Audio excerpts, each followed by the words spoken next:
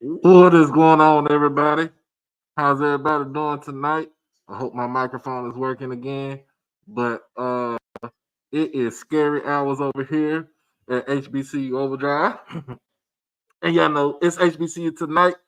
Make sure that you like this stream. Make sure that you comment, share, and most of all, subscribe to the channel. We got people coming in. Remember, we are simulcast between YouTube and Twitter. So all the folks that's on Twitter, make sure that you follow me on Twitter. And also make sure you hit me on the subscribe button on YouTube. Yes, it is scary hours tonight. Hey, Miss Bonnie, how you doing? It is scary hours tonight. So uh we just gonna do a little rendition from Halloween of what we saw last night and what's what's to come for this weekend. But I hope everybody right now is having a great homecoming at Jackson State. I hope everybody's having a great homecoming at Jackson State. I'm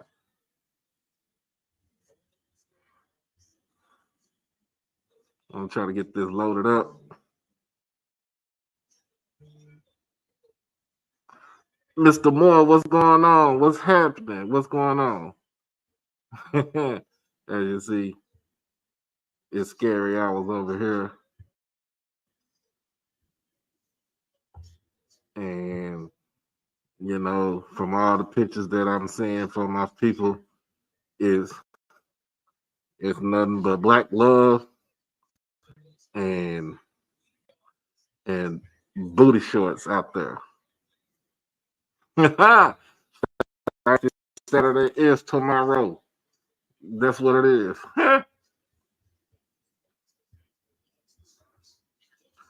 All right, all right. Let's see if we get this going.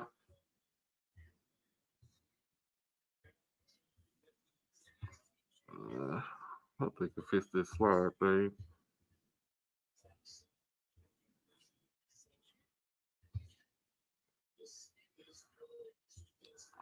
But other than that, y'all, I hope everybody having a good Friday evening. I hope everybody's having a good Friday evening. Uh, Hopefully, we got away from the microphone issues because that was plaguing me this past last week.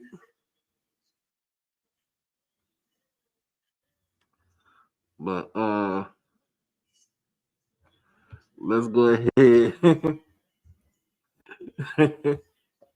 Let's go ahead and get into it. Oh my goodness.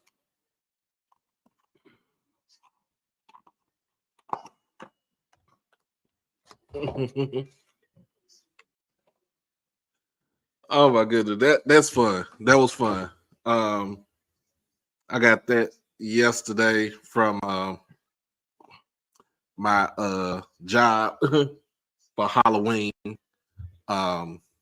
Scaring folks. I just scared a whole bunch of customers yesterday with that mask on. But let me see something, y'all. Trying to get something squared away.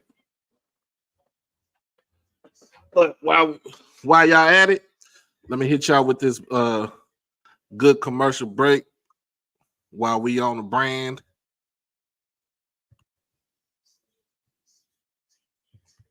I'll be right back. Yo, it's your boy Doc Holliday with HBCU Overdrive, and I am proud to sponsor Merch Sports. Check out his new line of collection, the Black College Football Fan Club collection. It's basically designed to show support and give respect to the rich history and tradition of black college football. And as you already know, the best college players had to play at HBCUs before integration. So go ahead and check it out over at shopmerchsports.com. Merch Sports. Merch for the sports enthusiasts.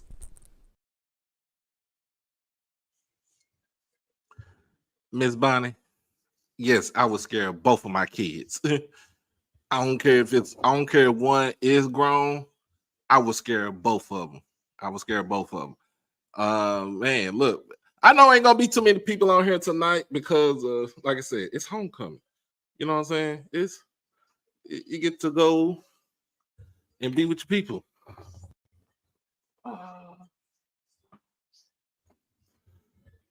Figure something out. Um,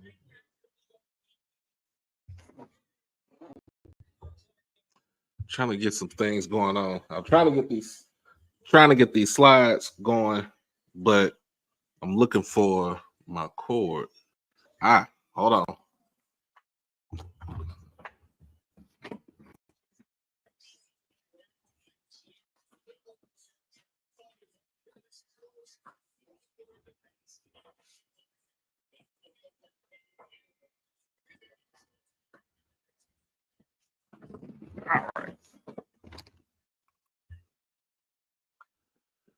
All right.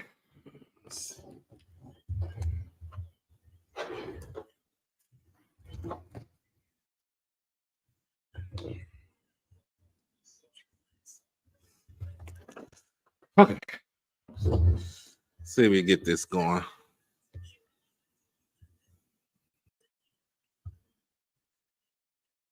All right. I hope everybody's having a good time. Um, it sucks that I can't go. I couldn't go. But you know, got to do grown stuff. Uh, yes. So from what I'm hearing, there's some folks that's coming in from from the school in the mountains, aka Colorado. They have their off. It's their bye week, so they are coming to Jackson. For they should be in Jackson right now, or they be there tomorrow. I know Willis Patrick is coming in. I think he's been in Dallas. Or he might be in in LA.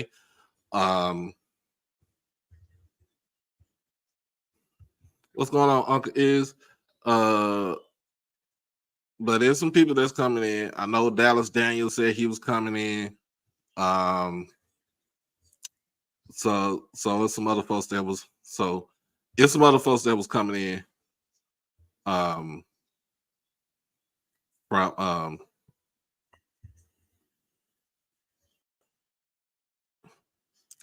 It's some folks that's coming in from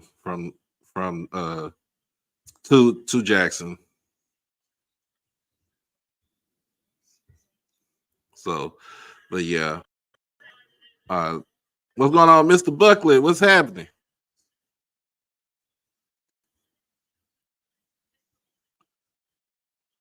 I'm trying to load up these slides, but it don't wanna act right.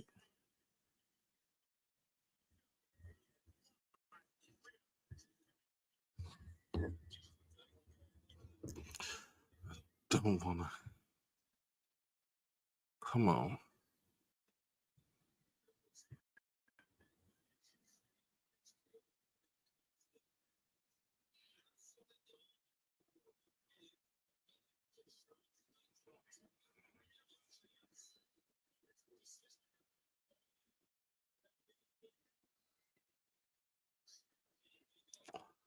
Oh man, I don't know what's up. Miss Quay, how you doing? I know y'all done went out there and then saw all the ratchetness tonight, the debauchery tonight. But hey, hey, it's something that we got a game to play tomorrow. Um, yeah, man, I wish I could be there. Wish I could be there. Wish I could be there. You say you hitting that highway in the morning? Okay. So um I've already gotten stern warning from my group that I have when SWAC championship comes up, I have to be there. I have to be there. There's no if there's no if, ands, or buts about it. I just have to be there. Um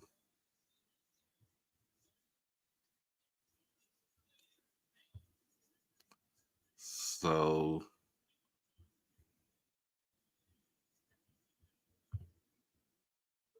let's see something. Oh, you know what? Let me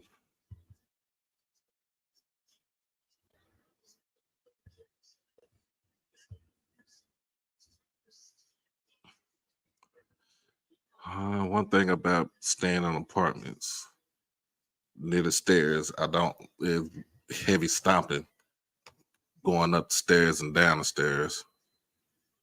But I'm trying to get these things going on. Um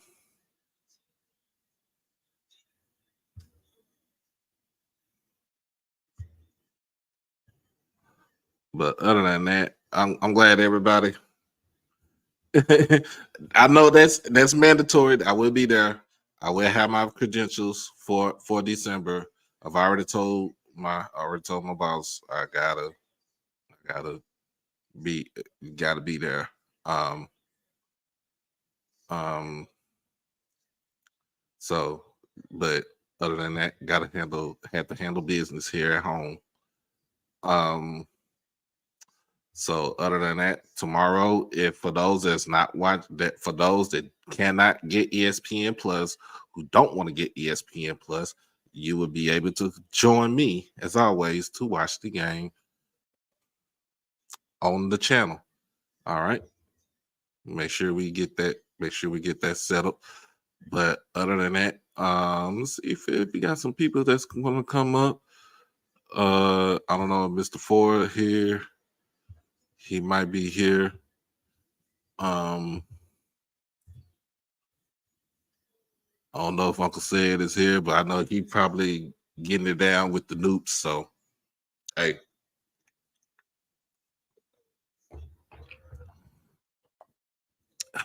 it is what it is. So we got homecoming tomorrow, and as y'all know, I'm a wrestling fan. We got Crown Jewel tomorrow, and we got some other stuff that's going on tomorrow. You got you got another homecoming. It's weaker than well water down in Tallahassee, aka FAMU, and some other things. Um, but other than that, before we get to it, um, yes, I will be. Yes, I will be watching Crown Jewel tomorrow. I'm gonna try to watch it tomorrow. Um, so just make sure if you try to, we you know how we do. Want to see the game tomorrow? Gotta put in your 2 cents. We gotta go ahead and donate because you know it's not gonna be monetized and everything. Appreciate everybody for joining me last Saturday, even with the microphone, even with my microphone um situation, to join me last Saturday. We had, I think we had about damn near 7,000 views between that game, the Pine Bluff Valley game, and Texas Southern and Grambling. That that was big. That was a big deal for us right there. Um, so I gotta add in a video clip if I could. Let me see if I can add this video clip in from.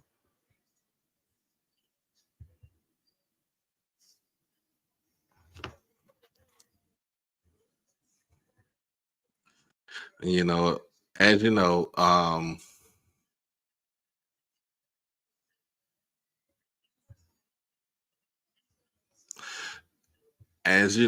we've had some things happen this week. Um, first and foremost, with the SWAC coaches call, where we had Coach Joseph from Grambling question the functioning, the mental capacity of the refs. And this is what he had to say. I think it's some bullshit calls. From the referee's standpoint. Exactly. So they can take it the way they want to take it. They can fire me. They can do what they want. It's some bullshit calls. And then he said, I know I'm gonna get fined. And you know what they said? I gotta get this clip. What did Randy Moss say when he he had to pay his NFL fine? How he pay his fines? Straight cash, homie. And that is what Mickey Joseph gonna have to do. He got fined $5,000 this past weekend. This past week. And y'all know y'all know he spoke up and told the truth for every coach on that call, because I know I asked TC that same question before Coach Joseph got on here, and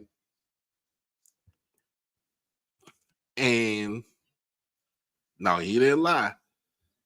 TC wanted to say something about that too, about the sideline interference call. Now, because that would have put us, if you really wanted to, see some emotion, TC on the sideline when he gets emotional is like comical to me. But the person who was really emotional on the sideline was last night, and that was Trey Oliver. Trey for North Carolina Central. Trey wanted to cuss everybody out. He wanted to cuss your mama out. He wanted to cuss your daddy out. He was trying to cuss the commissioner. He was going after everybody. He did not care. He did not care. So, as we all know, last night, South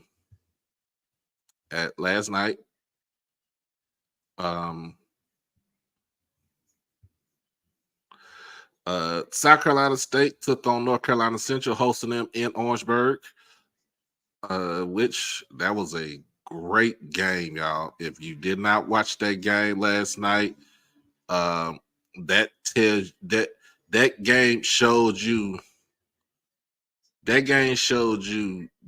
what domination in the first and second half, in the first half, looked like, right? I just have to say it again. That showed you yesterday what true domination looked like.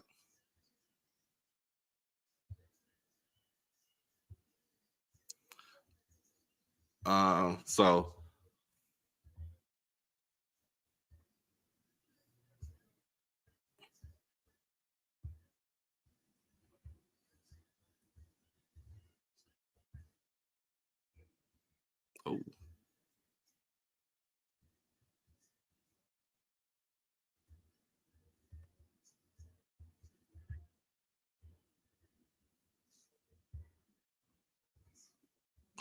I don't know. I said I'm gonna cut my.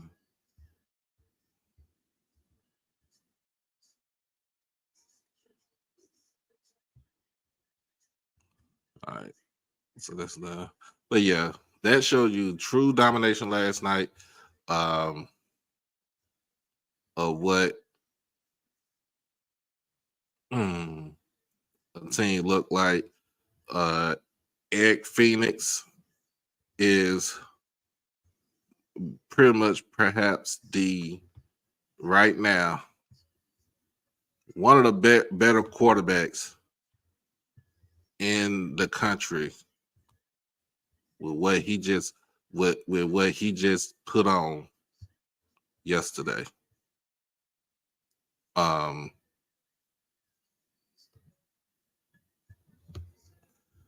And it was a defensive battle.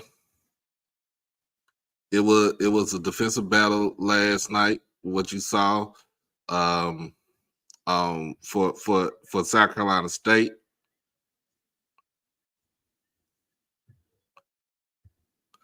Hey, Miss Simply, what's going on? Miss Bonnie, yeah, he cussed every last one of them last night. He had every right to. He felt like they moved the goalpost, so you never know. They probably could have. They probably did do it, but at the same time, you still had to. You still had to keep your composure when it comes to things like that. Um,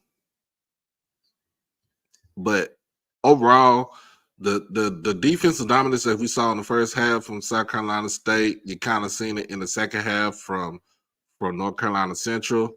Um, um, it was just the fact that he could have the game could have went sideways. It could have went sideways if you think about it. That game could have went sideways. If if the Bulldogs wanted to show real dominance, they could have did that all 4 quarters last night. I rewatched that game 3 times. I watched it last night when I was on my at work. I watched it again when I got off of work last night on the train, come home. Then I got in the house and I watched it from my TV. Then I woke up again this morning and watched it this morning. And pretty much I seen some things, I seen some wrinkles in that game where um Central got some issues. I don't know where Kobe in that fireplace at, but he probably done bezazzled that junk.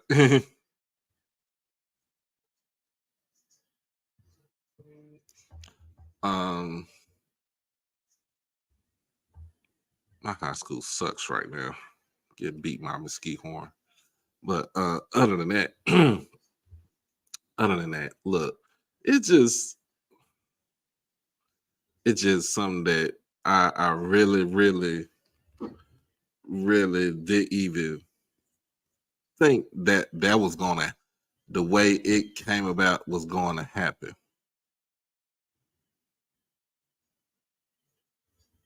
The way that came up was going. I didn't know how that was going to happen. Um,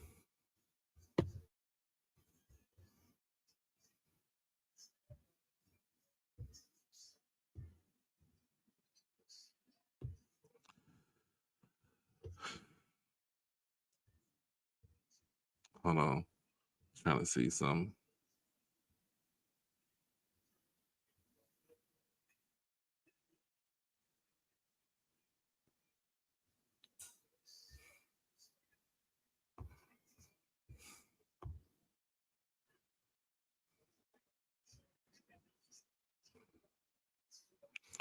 All right, let me see something.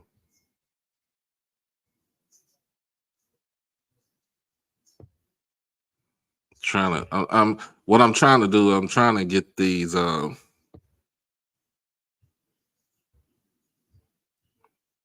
trying to get the.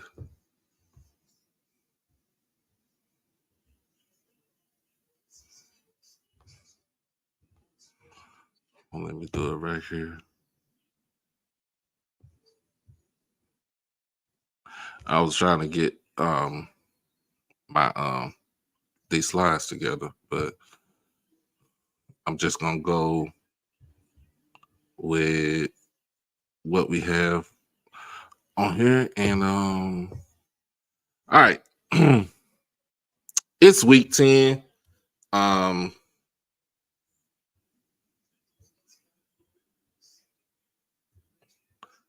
it's week 10 and pretty much um what you see is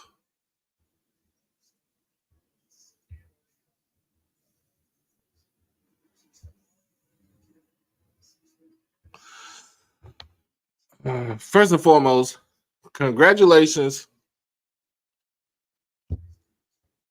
Congratulations to Coach TC Taylor and 80 Robinson. Both got contracts extended by the university. And if I'm not mistaken, I think Coach Mo for the basketball team has a contract extension also. So if that is true, if Coach Mo got his contract extended also, you have two of the better up and coming coaches in the SWAC in terms of basketball and football. And then you have one of the best AD in the SWAC all together are going to be here for another. They're going to be extended for another, I think, 3 years. So that's continuity right there. And then of course you got some haters like that on Twitter, that Willie Simmons visor cap, whatever he is, because he's a peon. He says that how you get a contract extension, he didn't win the Celebration Bowl. First and foremost, it ain't none of your business. And second of all, it's business. It's our business. So we do what we're doing when it comes to taking care of our beloved, our faithful, our coach, our AD. It's nobody else's business. Worry about what fam you doing. Worry about why y'all ain't have enough money to extend Willie Simmons, or why y'all just didn't fight. Why y'all didn't fight enough to get the actual coach that you want. Because it seems like to me you think Cozy ain't the one for you. So I'm just putting it out there. I'm just putting it out there.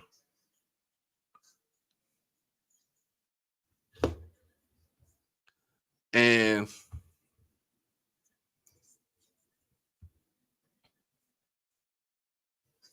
and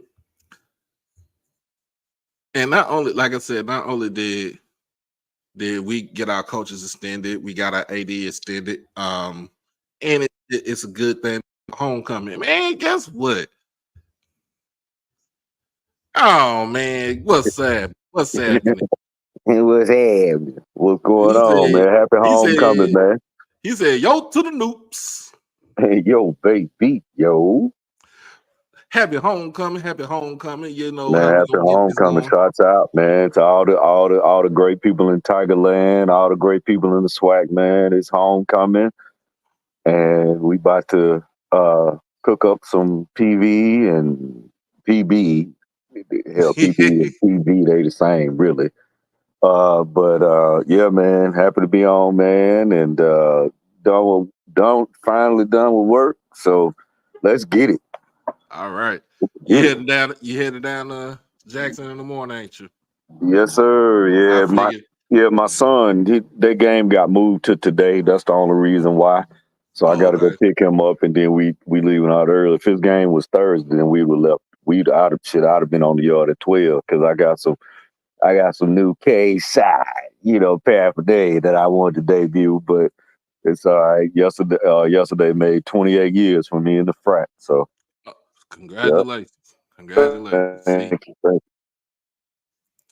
see. Man. So let's go ahead and get to it. Like I said, we shout out to 80 Robinson, Coach TC Taylor, Coach Mo Williams. I think all of they. Well, I know two of them got their contract extended. I know Mo probably had his extended too. Um, So we got our core. Then you got haters talking about because TC ain't won a Celebration Bowl yet. Well, Oh, that didn't make sense. I saw that on Twitter, man. I didn't pay any mind to that because at the end of the day, I mean, they 7-1 the last 24 years. They won in 7 the last 24 years. So y'all need to extend somebody. You need to resurrect Joe Montana or somebody because you're not beating Jackson State. And history, statistics prove that. It proves it. So it's like, I wouldn't talk too much if I were them. It's like, and then TC, I mean, like I was telling people, I told people this before. I mean, not being hypocritical, but his name has always been a hot topic. So why all of a sudden now he can't coach? I don't get it. That doesn't make sense to me. Is it because he's not at your school? I think that's what it is. And he's at home, and I mean he's gonna win several celebration bowls. He's gonna do that. I mean he's that type of coach because I mean if you think about it, that offensive mind that he has is remarkable. I mean, just look at the plays.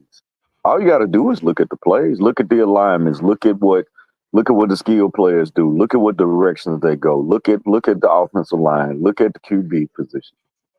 He's telling you what he is, And at the end of the day, I got one stat for everybody in the SWAC. It's called 35 points per game. So when you play TC, you better get ready to give up 5 touchdowns. It just is what it is. Yeah. Do you think some of these folks getting cooked? They get cooked just because they hate. He got his ass cooked. He got cooked. Adrian, you didn't go down like that, huh? But it's gonna be that type of hate. It's gonna be that type of hate. But it's like Jackson State just giving you something to hate on. I mean, a coach like TC, he could have gone 9-2 last year if it wasn't for some blunders. But see, one of his bigger talents is one of the things that people don't discuss. He's a hell of a recruiter as well. Yeah. Kids want to come, I mean, not kids, but young men, they want to come play for TC because they know they're going to get reps. And see, he's showing you that you get these high school kids, a la Mr. Terrell is what I call him. He's showing you that I don't care if you flunked English and had to make it up in summer school. If you can play, you're getting on the field. Right. If you're a game changer, you're getting on the field. Right. It just is what it is. And he's going to design stuff for you. You're right. And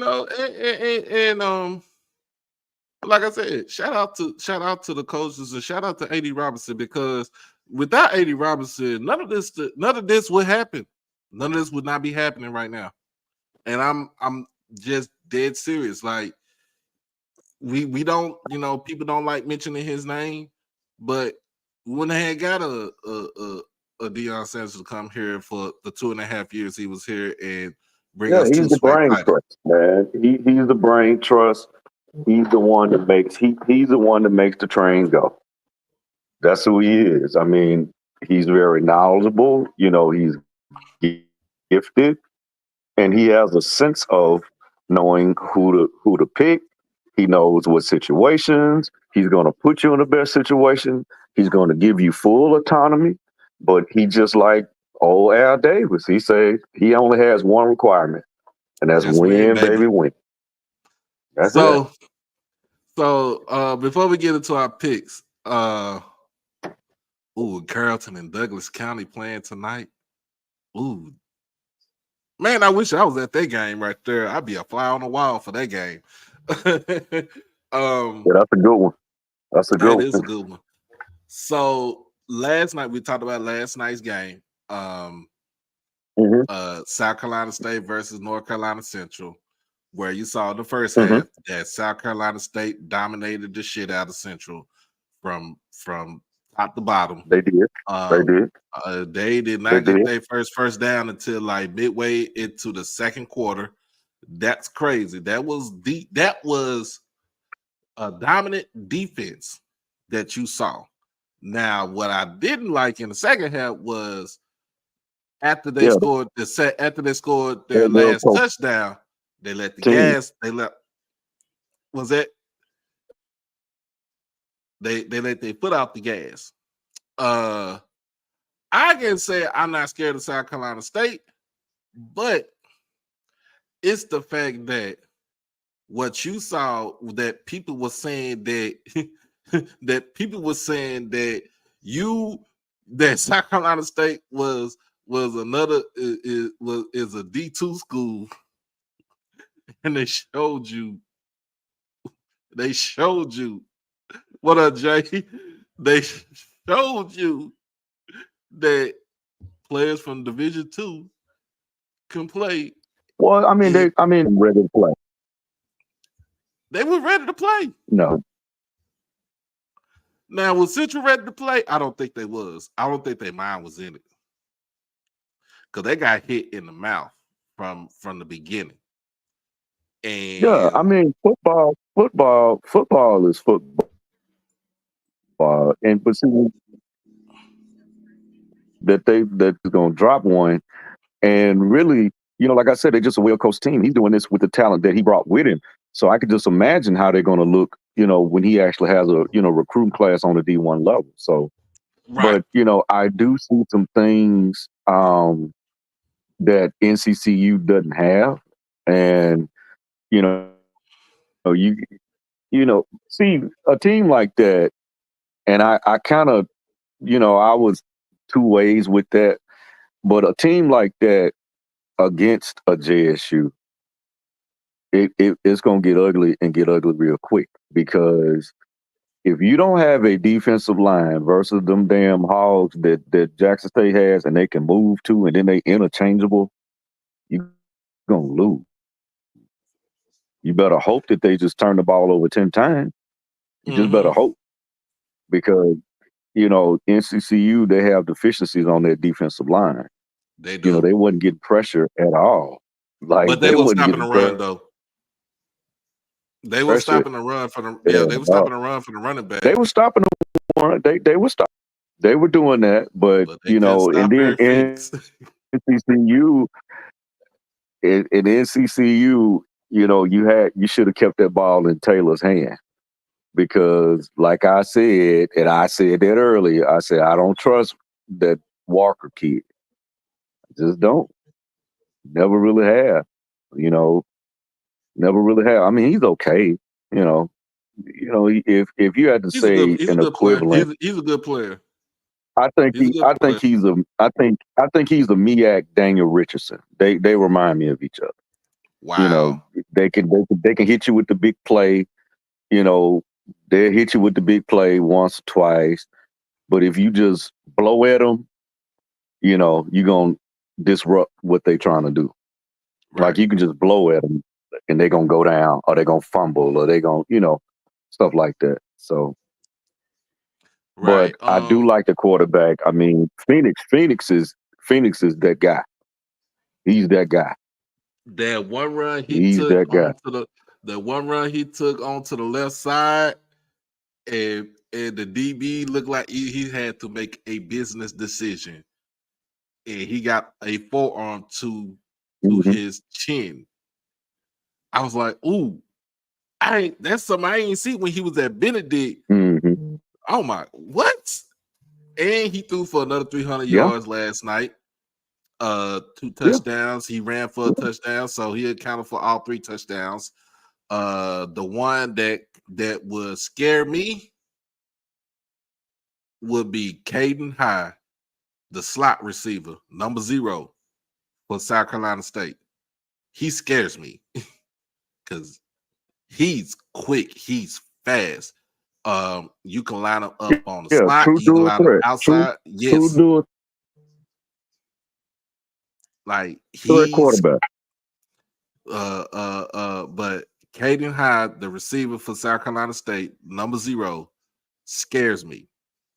Scared. Hey, he's a Grayson kid too. Oh, that's even better. That's work. He scares me. Like,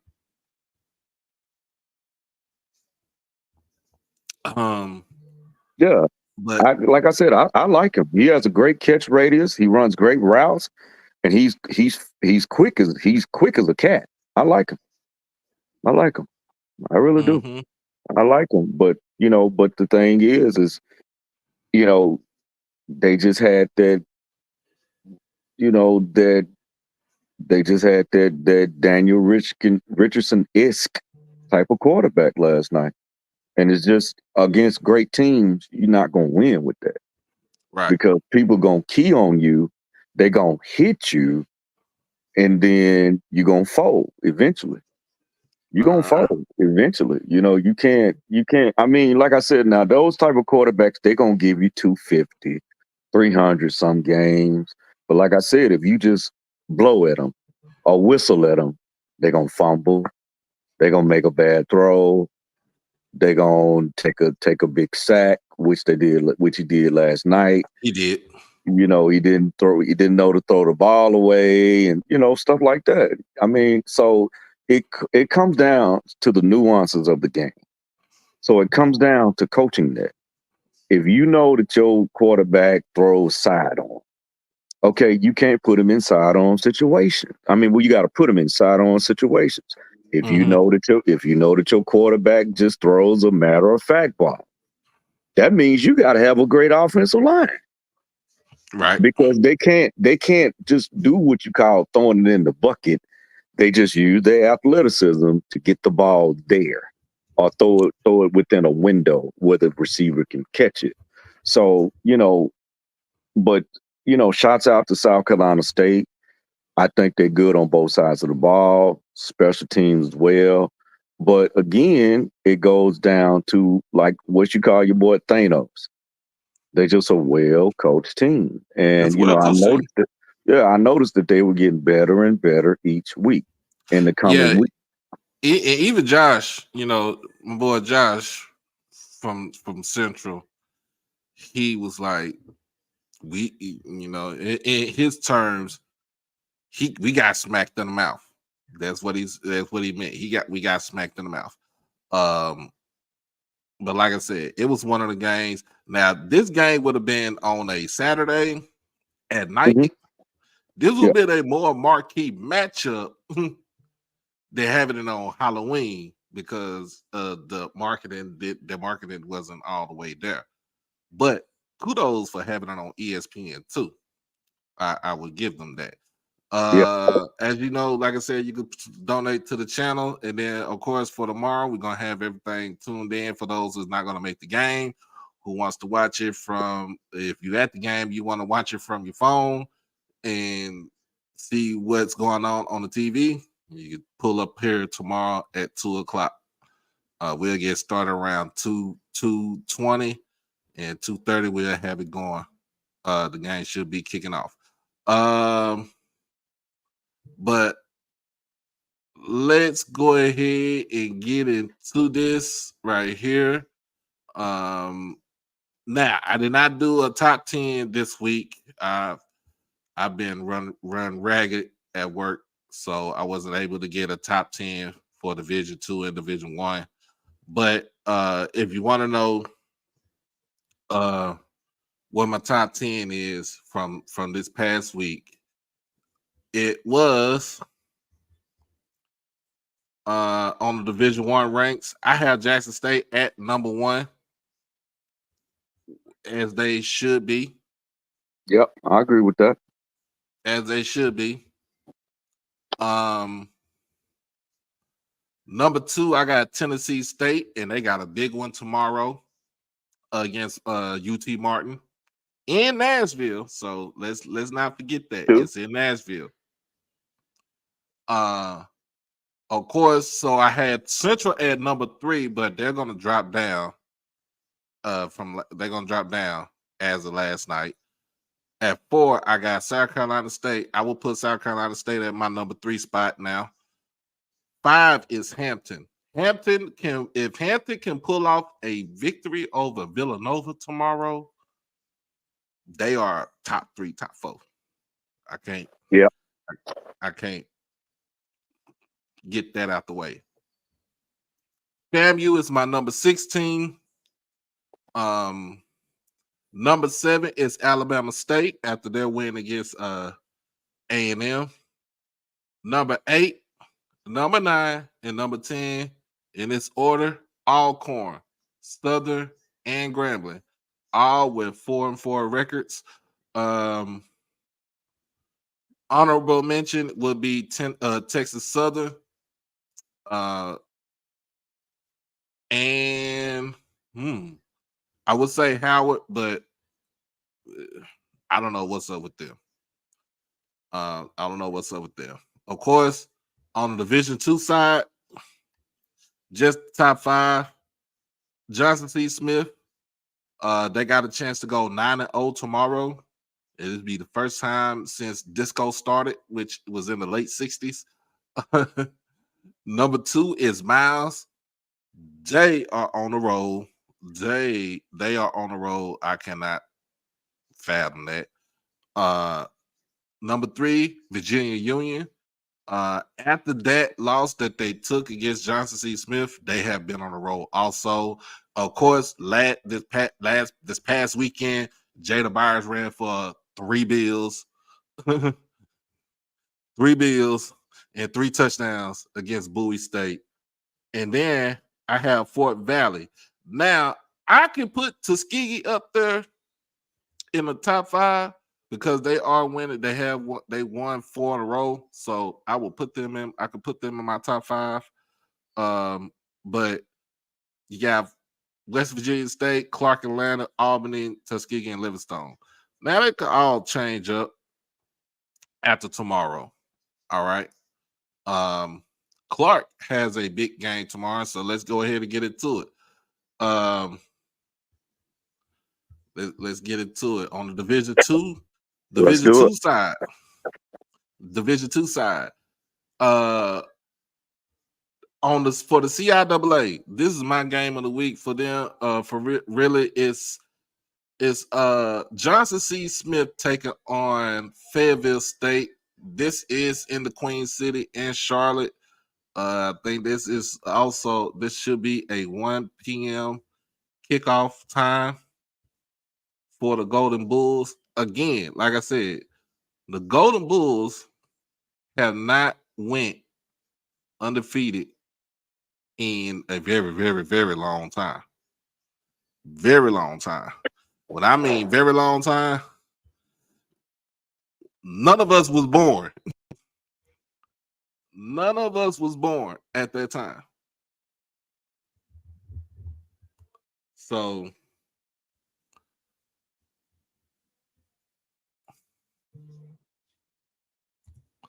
none of us was born. But Winston-Salem has the week off. Bowie State and Elizabeth City State got a game against each other.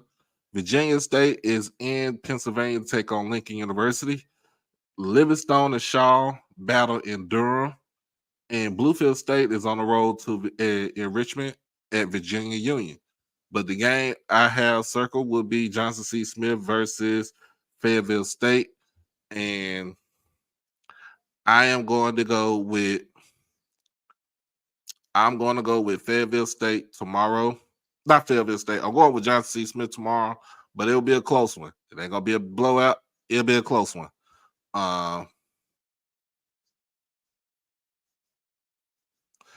What up, Crook?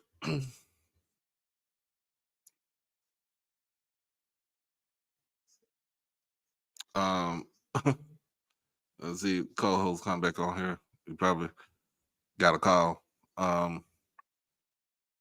We got Johnson C. Smith kicking off, but that is my game of the week for the CIAA.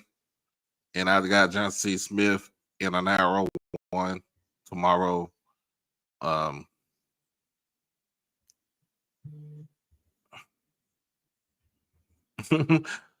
Hey, what's up, Timona? Um,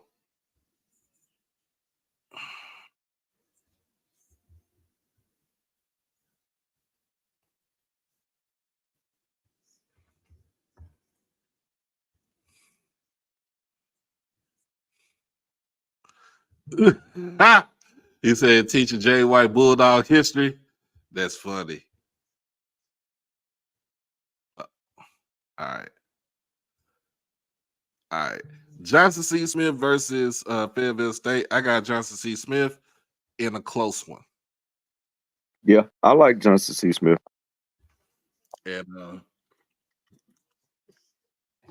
and I think as of right now, if my man Lawrence is on here, I think they are third in the super region in Region 2. But it's crazy. Hey, it's crazy. They might get like a couple of teams in the playoffs from both conferences. From the CI in the SIAC, I have um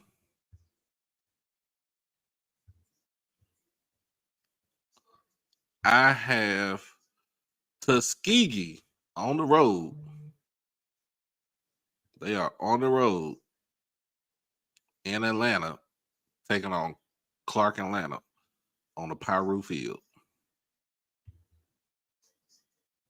Um,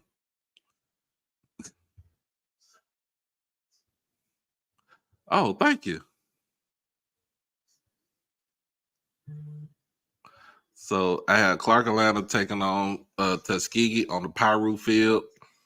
1 p.m. kickoff.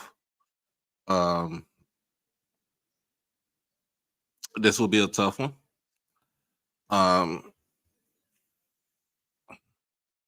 Tuskegee. Okay.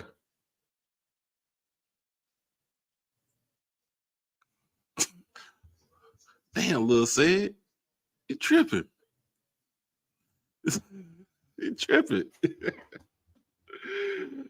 Oh my goodness.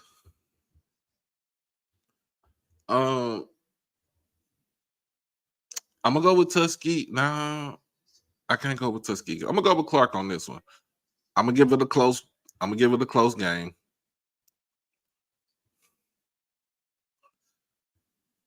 Yeah, where they go to Lions at? Where to go to Lion fans at? Come on. I know y'all ain't trying to partner with the Jacks, with the J State folks.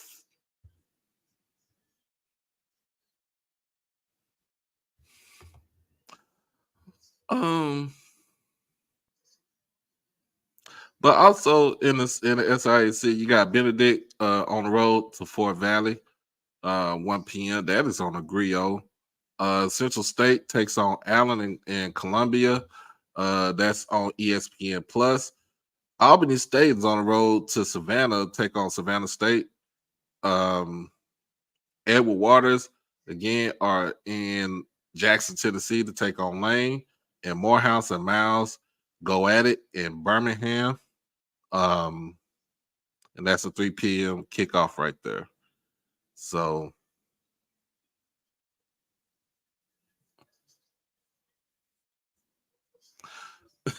so hey, we got I got Clark Atlanta in a close one.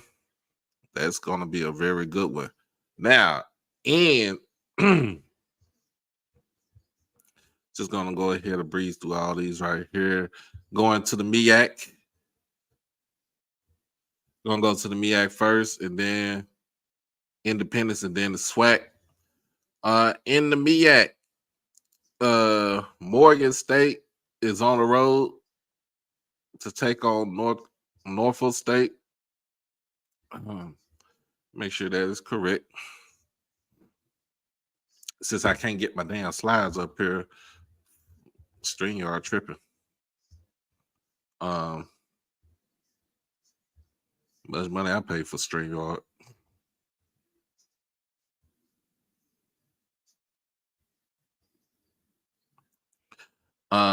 Norfolk State is on the road to Morgan State tomorrow. Both teams have won three games. Norfolk at 3-6. Morgan State at 3-5. I am going to go with the latter. I'm going with Morgan State by 3 points because for some reason they still ain't gonna find no type of offense whatsoever. And then Delaware State is on the road to DC, take on Howard. We all saw what happened. Howard loses to Norfolk last week. This MEAC is so the MEAC conference for football is so crazy. It just beating up on each other. Let them beat up on each other. I'm gonna go with Howard. Delaware State did lose Marquis Adams for the season, so I'm gonna go with Howard. So anybody playing Delaware State, you pick the latter. We're just gonna go ahead and breeze through that. Let's get into these independents first.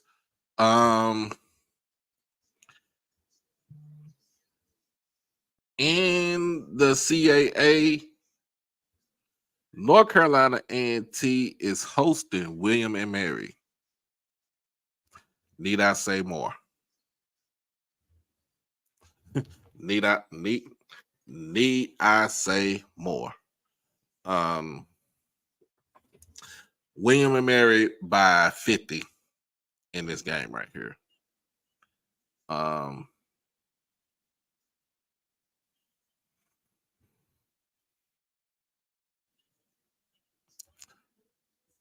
Yeah, that game was fire last night. Yeah, so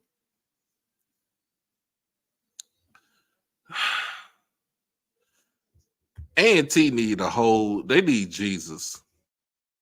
They need Jesus. That's what they need. And we just not going to speak on them anymore after that.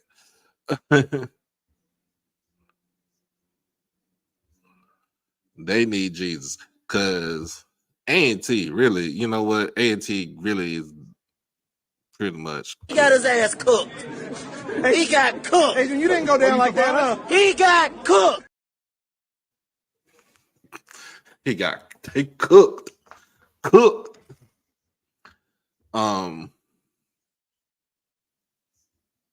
And what they really saying by going to the CAA is this. I think it's some bullshit calls.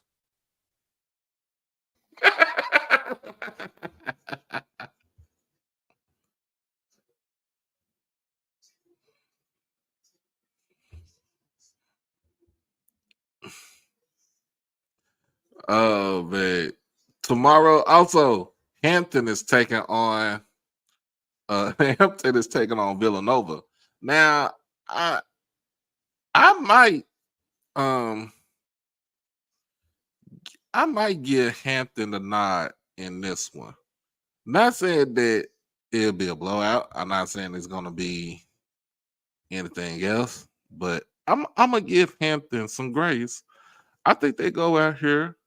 I think they can win. I think they can actually win this game. They feel like these players, this team feel like they can win the game against Villanova. I would say it'll be a close game. I won't give a real score. I say it'll be a close game. Villanova is coming in to the game at 6-2, while Hampton is 5-3. But this game is in Hampton, Virginia, at Armstrong Stadium.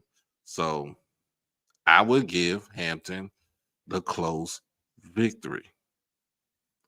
And if not, I give Hampton to cover the spread. Now,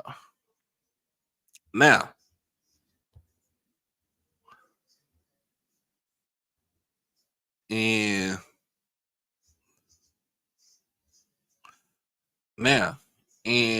the Big South OVC,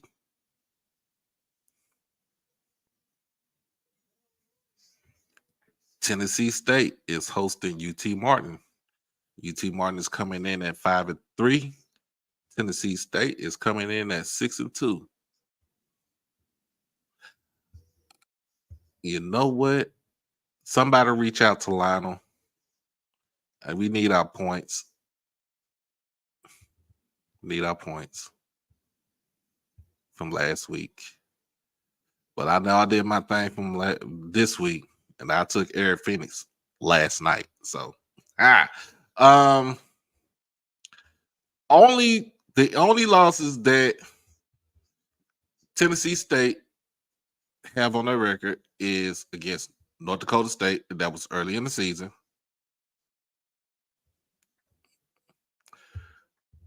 Oh snap! Be careful out there, bruh. Blue said he headed to Nashville. Yeah, be careful out there. Their only losses are to North Dakota State and to Tennessee Tech. That Tennessee Tech game that could have went totally different than from what it was.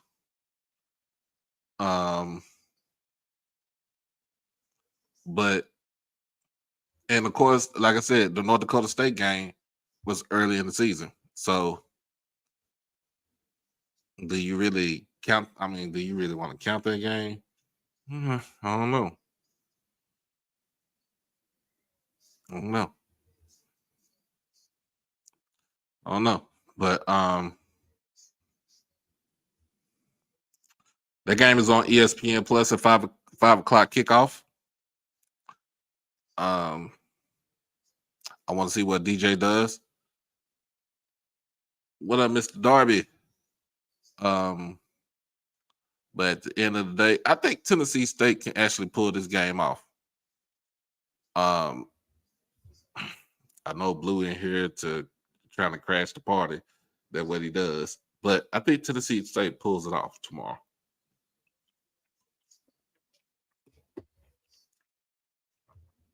Oh man. Now let's go into the swag. Let's go into the swag. Tennessee State 24-17. That's a good one. I think it'll be close. I think it'll be a little bit closer than that.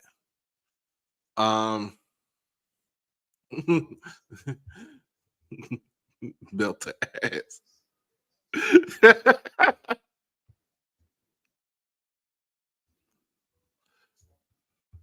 16.5-point underdogs. Damn. I think not Central, but I think Tennessee State could pull it off.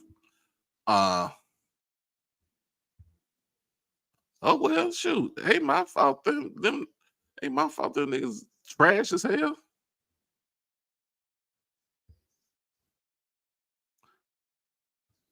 Nah, Mr. Darby, I'm actually at the house because bills whoop my ass, so I ain't got no money to get down there, and I had to pay rent and the bills. So, got to do grown folk stuff.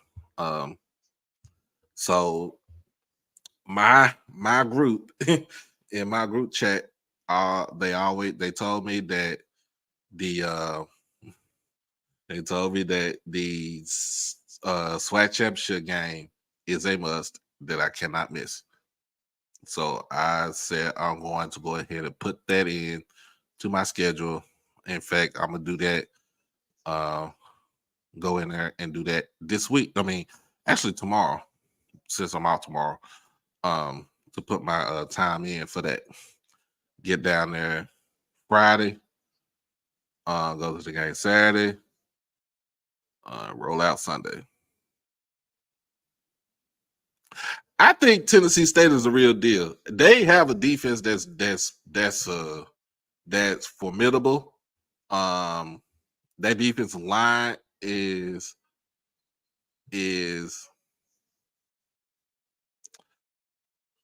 that defensive line is something that I think they have the better defensive line.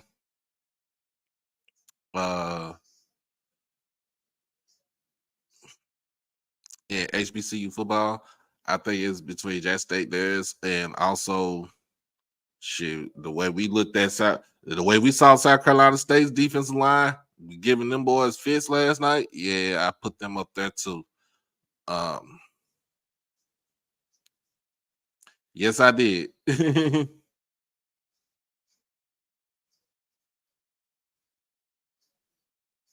Yes, I did. I did mine. In fact, I did it yesterday. I did it yesterday before the. I did it Wednesday before the cutoff yesterday. So I'm fine with mine. Uh, let's get into it. Can I call this the toilet bowl 2.0, 2.5?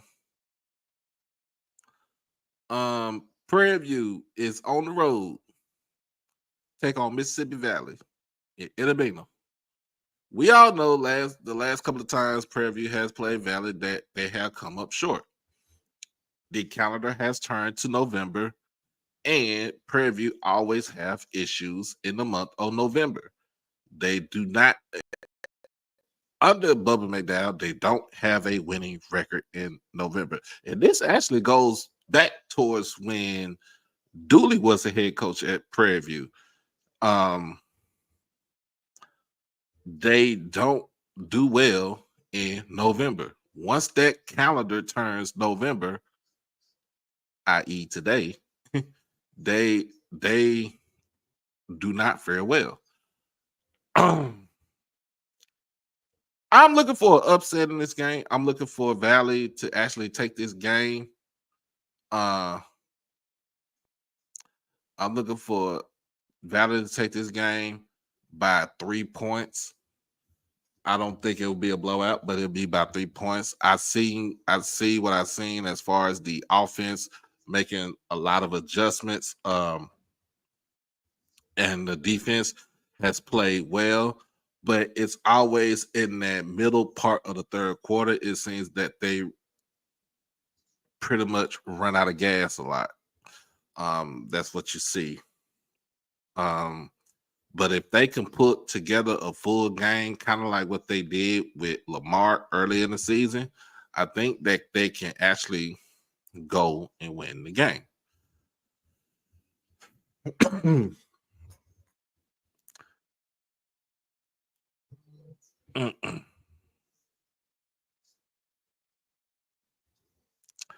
But other than that, Lakers beat the Raptors tonight. Yeah, where is Mr. Ford at? You gotta get Mr. Ford on here. Mr. Ford is, if you listen to Mr. Ford, the link is in the chat.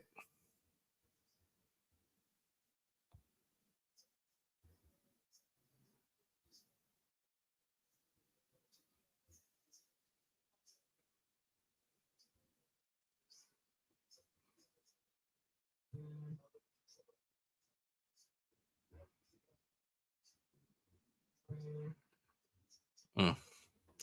Yeah, AD is on a mission. That man had 38 and 12 rebounds. LeBron had 27, 10 assists, and 6 rebounds. God dang.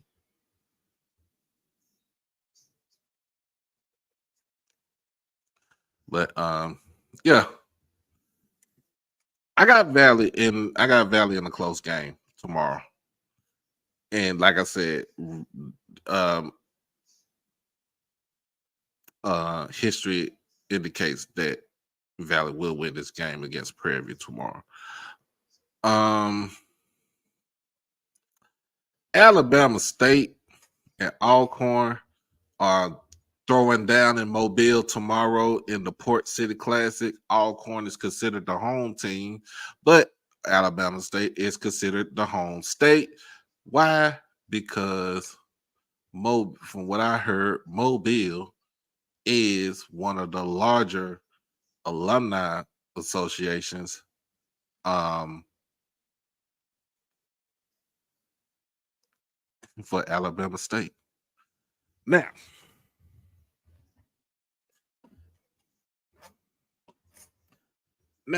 I would say this about each team. Alcorn has issues. Alcorn have issues stopping the pass. Alcorn can run the ball, but most of their offensive output is predicated on the quarterback, and that's Xavier Vaughn. On the other hand, Bama State can stop the pass, and they definitely can stop the run with that defense that they have. Their issue is this is Kareem Key's third game as a full-time starter. All right, Dragon 98. We ain't talking about graduation rates. We talking about football. We ain't worried about UAB because they trash too this year.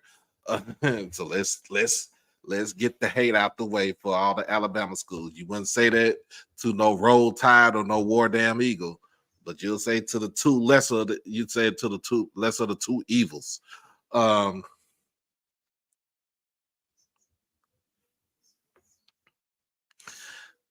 That's a good question, Ed. Can Alcorn run the ball, or have they faced weaker defenses and weaker teams? I think they they can run the ball, but like I said, their running the ball is predicated based solely off the play of the quarterback.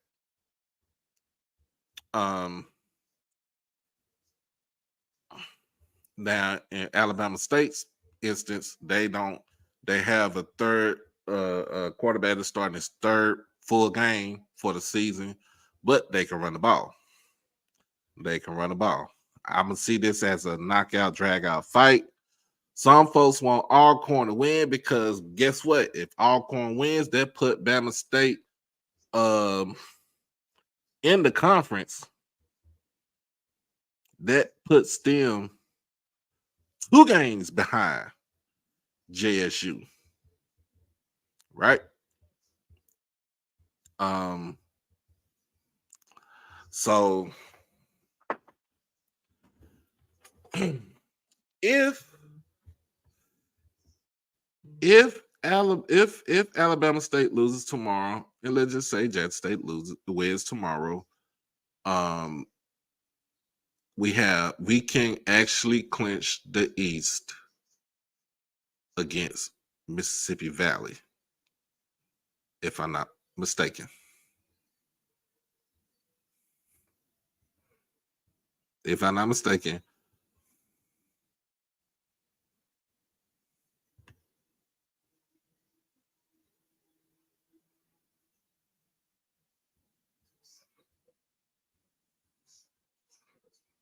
If I'm not mistaken.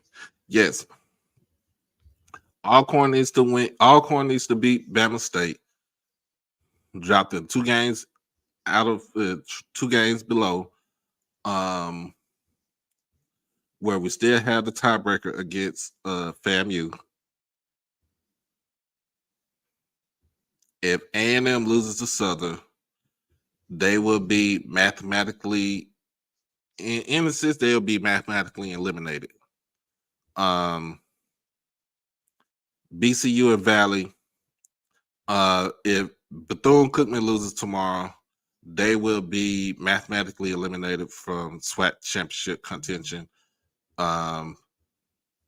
The same with Valley. If Valley loses tomorrow, they'll be eliminated from SWAC contention, along with either Grambling or Prairie View and Pine Bluff. They will be eliminated from SWAC contention, championship contention.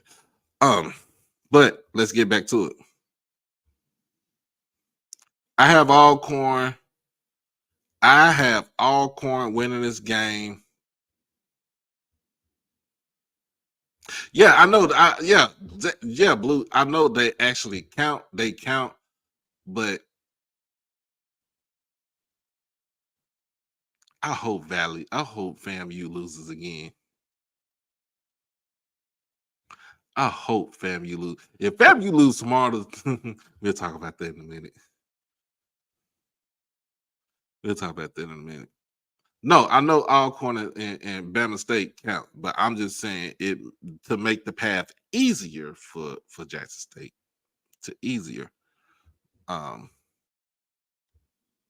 Until we get to those games.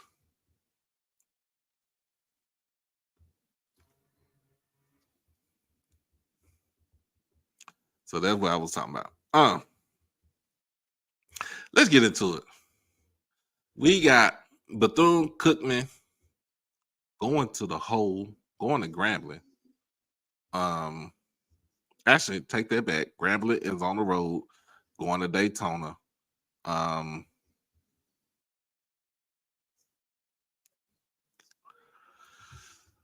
My question for Bethune: are you going to start Lou Sprague?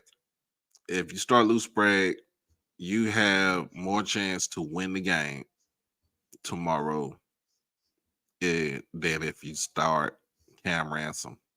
Not saying that Cam Ransom can't get it done. Inconsistent. At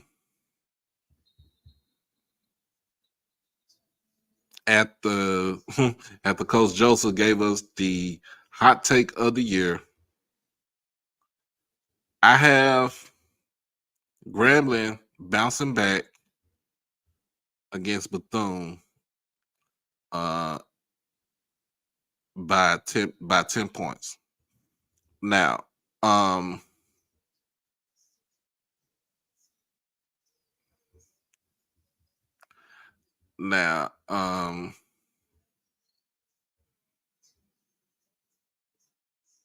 Grambling's issue is their team is undisciplined.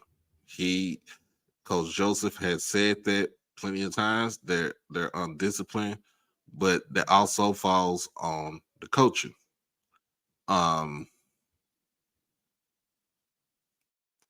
falls on coaching. So we shall see what happens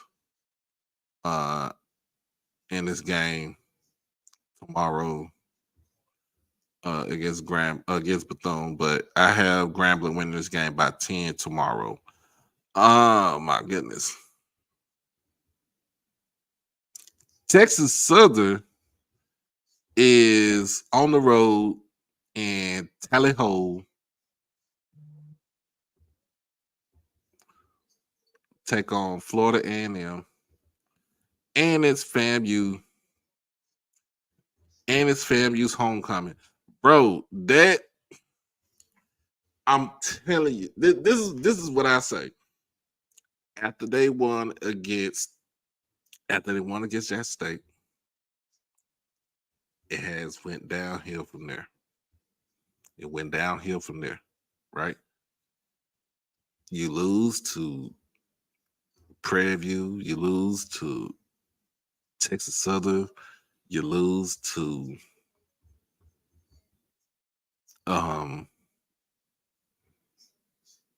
Alcorn,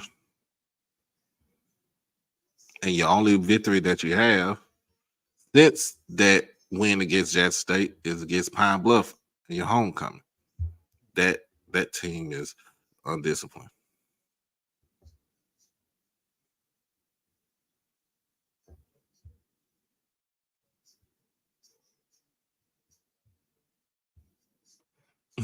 Brother Bacard, yeah, I think they got too hyped up for that game. And they've been brought back down to earth.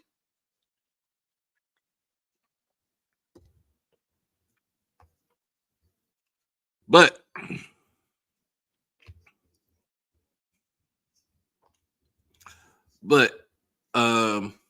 Texas Southern is going down there in Tallahassee, take on Florida A&M.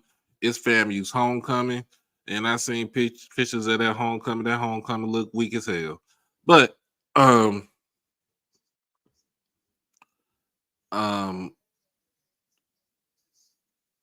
thing about this is we all know that at Texas Southern, Coach Dishman, he does not name starters until the day before the game. The way that you practice is the way that you practice determines if you're going to start the game. The last couple of games, the last two games, for quarterback, it has been Jace Wilson as the starter for the Third Ward Tigers, and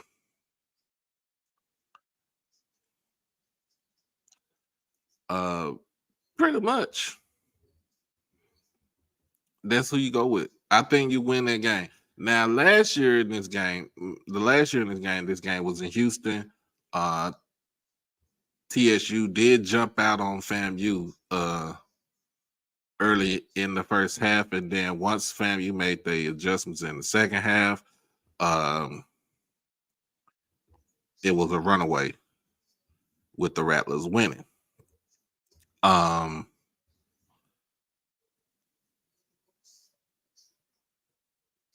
Texas Southern should be able to curtail the run against FAMU,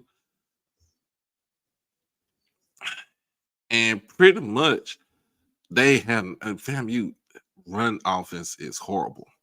Have not rushed for a touchdown this whole season.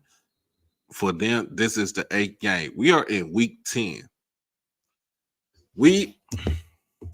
Let's get this straight. We are in week 10, and they don't have a rushing touchdown as a team. They don't.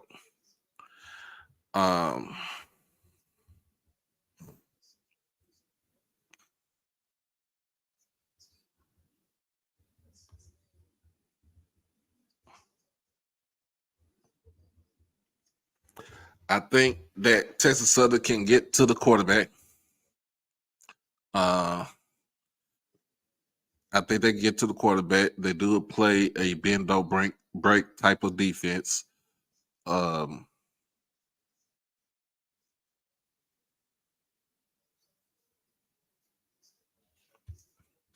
Boy, Jeremiah, you ain't shit.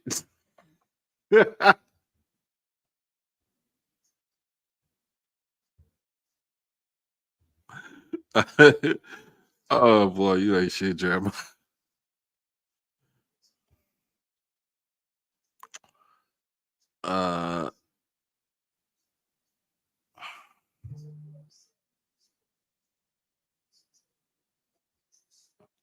While Texas Southern doesn't really throw for touchdowns, they are pretty much dead last in that category.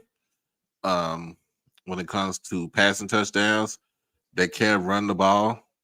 They do can run the ball. They do have a plethora of running backs that they can go through. Started with Quintel Quinn, who's averaging almost 6 yards a carry with 3 touchdowns, close to 400 yards rushing offense for that young man. Danny Green Jr. is the freshman behind him. Also has 2 touchdowns, close to 5 yards a carry. And then Davion Ford, who's the big back, comes in for short yardage situations. And Mr. Renfro, who is another, I think he's a big back also, comes in for short yardage situations. But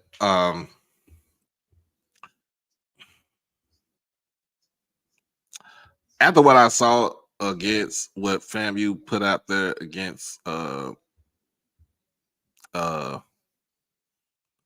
Southern, I want FAMU to lose, but I know they ain't. And they're playing in Bragg, and it's homecoming, and it's the only time they're going to sell out their damn stadium. F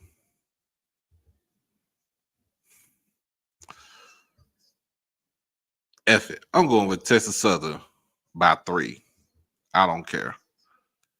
And hey, if you see the little thing right here, just let y'all know, Jackson State is Florida's daddy.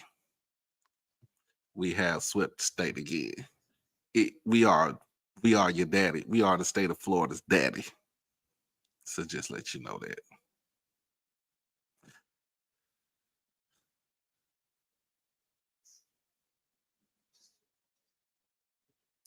I know Texas Southern not winning that game, but I want them to win by 3, so I can so we can shut these folks up. And I got some shit to talk about for the week. All right.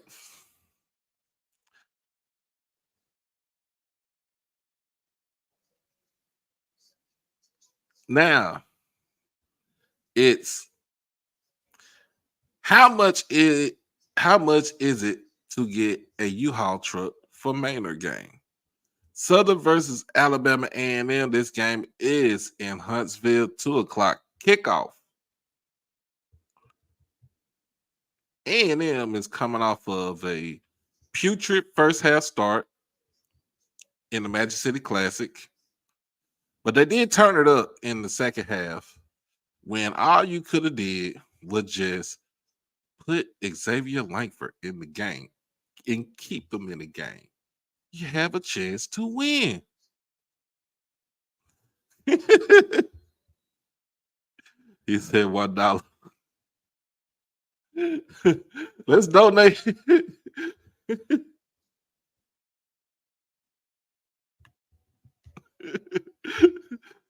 Let's donate to the channel. Let's donate to the U-Haul that Maynard might get for this weekend. And this is a shame because Maynard hasn't beaten Southern either since that COVID SWAC championship year.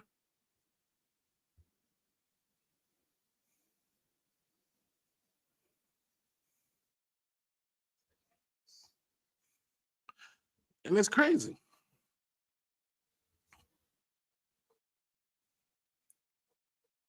Nah, you can't root against you can't root against Mookie Betts. That brother, that's a bad brother right there. That's a bad brother. Man, U-Haul sitting in the stadium parking lot.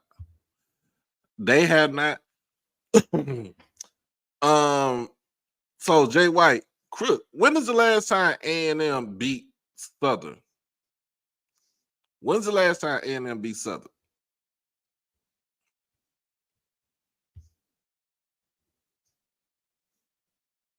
I just want to know that. When is the last time the Bulldogs beat Southern University? 2012. That's God. That is 12 years of futility. And I know it ain't a whole 12 years with Maynard. That was with Spady as head coach.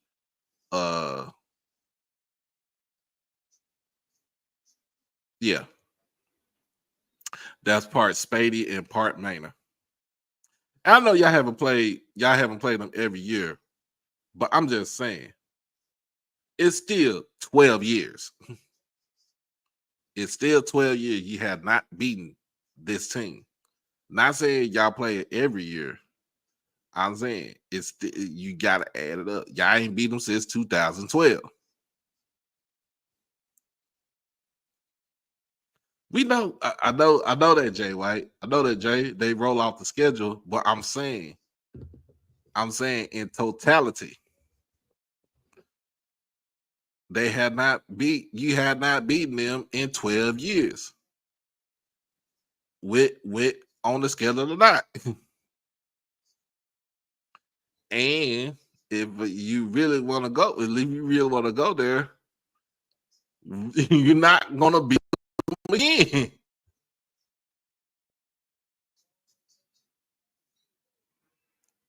Oh nah, this ain't the OK Corral, bro. This ain't the OK Corral.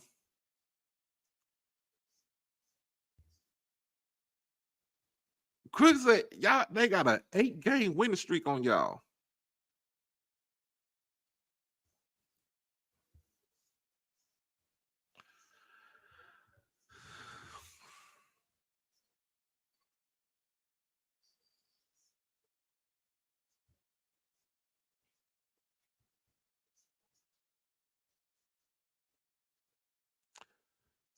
And Mr. Israel said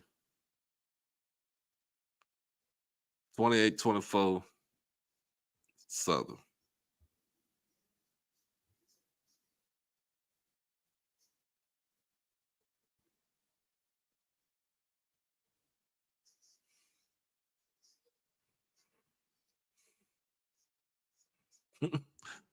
AP, the teller can you at least pinch the bitch?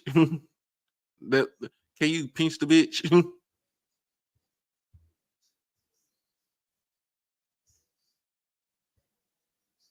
But at the same time, man, it's been a long time since y'all beat that team.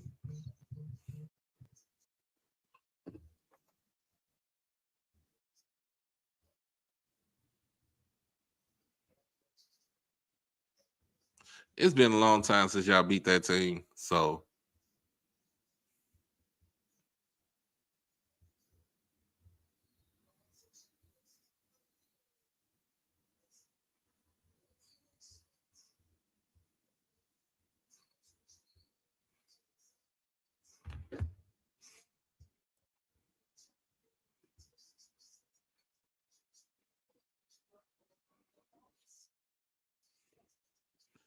but it's gonna be, I don't know what's gonna happen.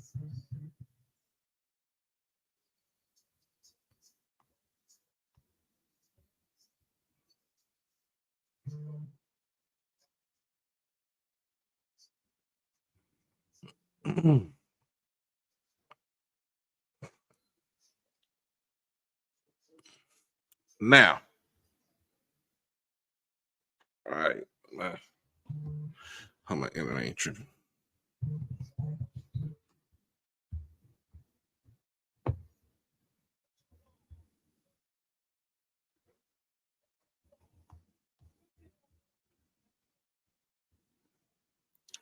Now, all right, let's get to it.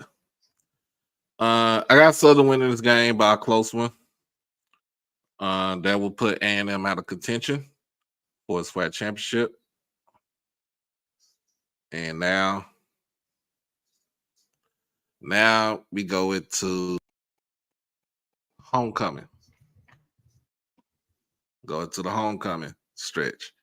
It's Jackson State versus Arkansas Pine Bluff in the city of Jackson for homecoming, and probably get us maybe another step closer to clinching the division a little bit early.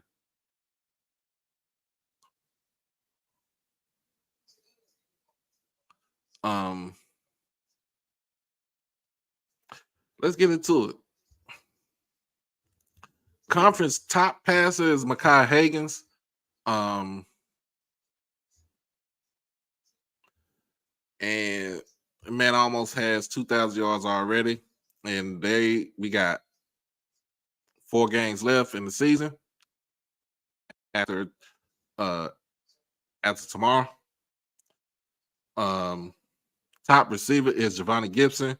This man almost has 1,000 yards receiving. It's the 911 connection. Now, I would say this about Pine Bluff. They do have somewhat of a running game. Watch out for BJ Curry, bullish of a running back. And then Mekhi Higgins can actually run the ball too. So, and Mekhi doesn't run the ball to get yards. He kind of runs it to extend plays, to get himself open.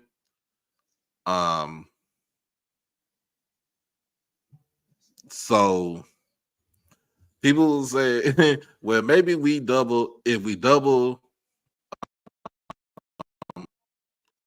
Giovanni, we can stop him.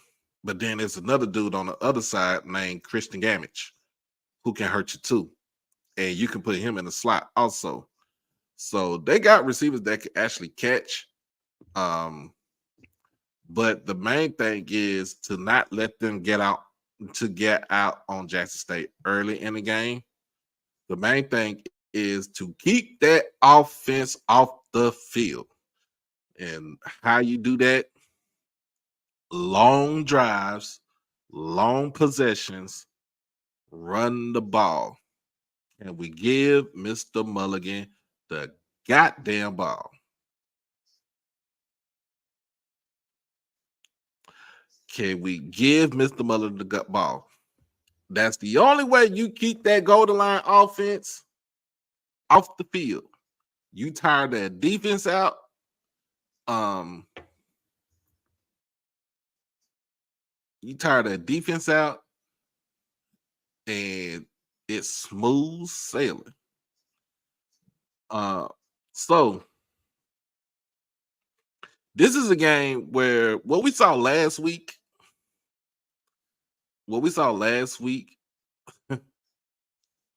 against Bethune, where we ran damn near almost 400 yards.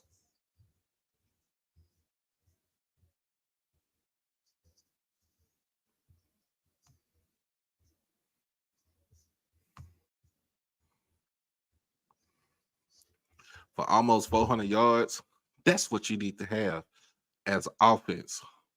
We are a smash mouth team who has a capable passer who can light you up with efficiency, and he can throw he can give you 250 yards and 3 touchdowns in the air. And he's also similar where he can extend plays, where he's now being able to run more. He's running more to get the first down.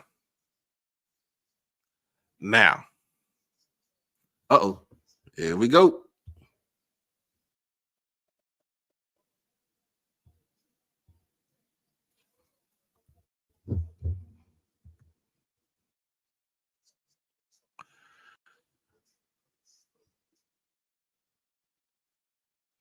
All right, my feed is getting choppy.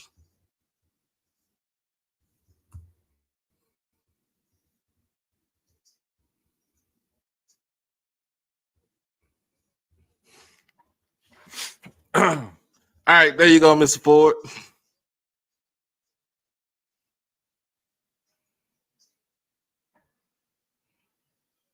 If Pine Bluff wins against A&M, yeah, really just throw all manner stuff out on the street.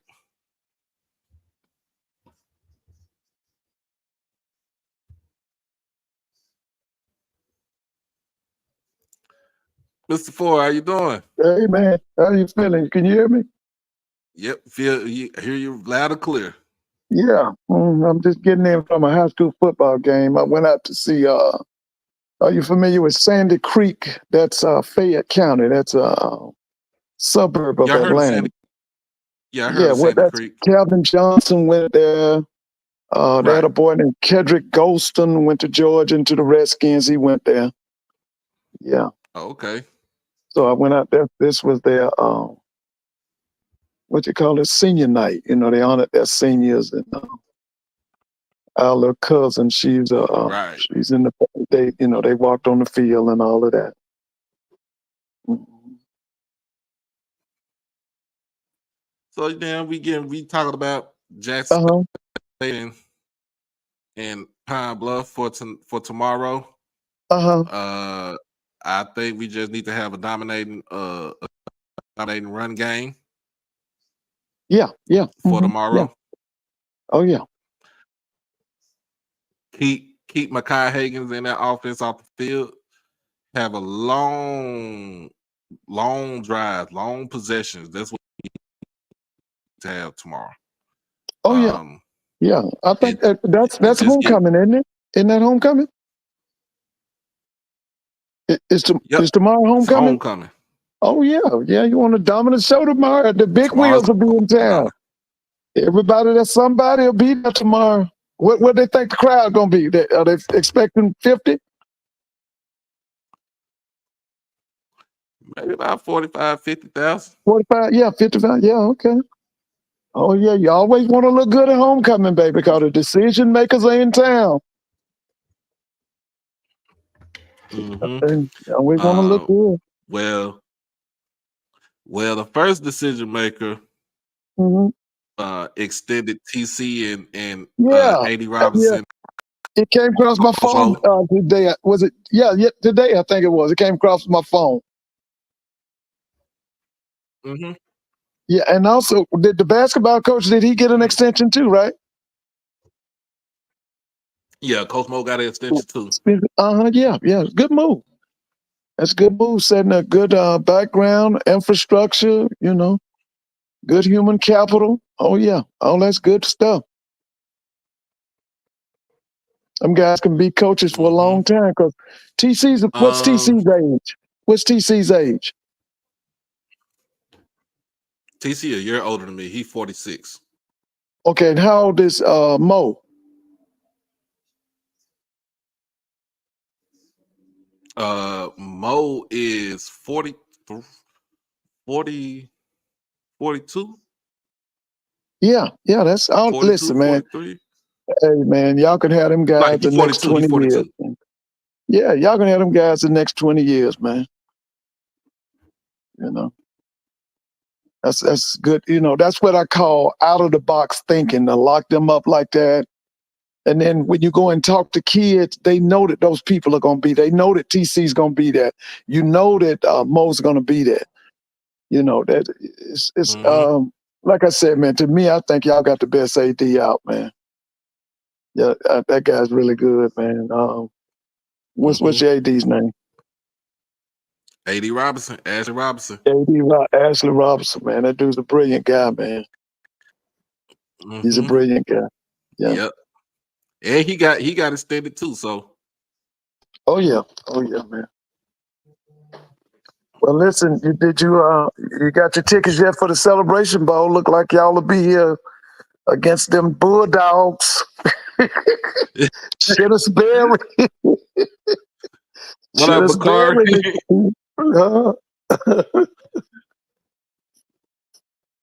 Hey, what up, Bakari? What's happening? What's going on, man? I just came up here to speak and say what's up to Mr. Fold. Hey, man, how you doing?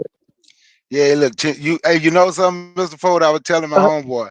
I say, Mr. Fold. I said, this guy be on it. I say, Mr. Fold was telling us what Chennis Berry was gonna do at South Carolina State. That dude, that dude can coach, man. That dude can coach. They hit NC Central in the mouth. Yes, NC Central fought back. NC Central fought back. They did. That's right. They fought did. back. They didn't lay down. Yeah. Because the way they were getting done, they could have laid down. Oh yeah. But they fought back. Oh yeah. Like I said, I'm looking for this Celebration Bowl. This will be Jackson against against South Carolina State. This will be Celebration Bowl 2.0 for them too. Yeah, it's a revenge. We on a revenge tour, so that right. That's what I'm saying. I can't wait, man. I can't wait. Hey, let me ask you a question, Mr. Fold. What do you think about Norfolk State coach? Do anybody feel about him the way I feel about him? Listen, man. I've always been a fan of Dawson Otis, but I just think it's time for a change at Norfolk. I think they need to look at somebody else. But I do feel that somebody will give him another opportunity to be head coach. Because one thing I'm going to tell you something about Dawson. Dawson's going to have it organized. They're going to be organized, and they're going to be disciplined, man. And as long as you like that, you're going to win. It just didn't work out in Norfolk, and it is time for him to move on. I think it's time for the school to move on, and it's time for him to move on. Yeah, have you seen him play this year? Yeah, I've watched him. Was it hard? Yeah, I saw what's the name blow him out, man. I saw Central blow him out. Actually, I'm gonna be honest with you. They had FAMU. I was at the game when they played FAMU.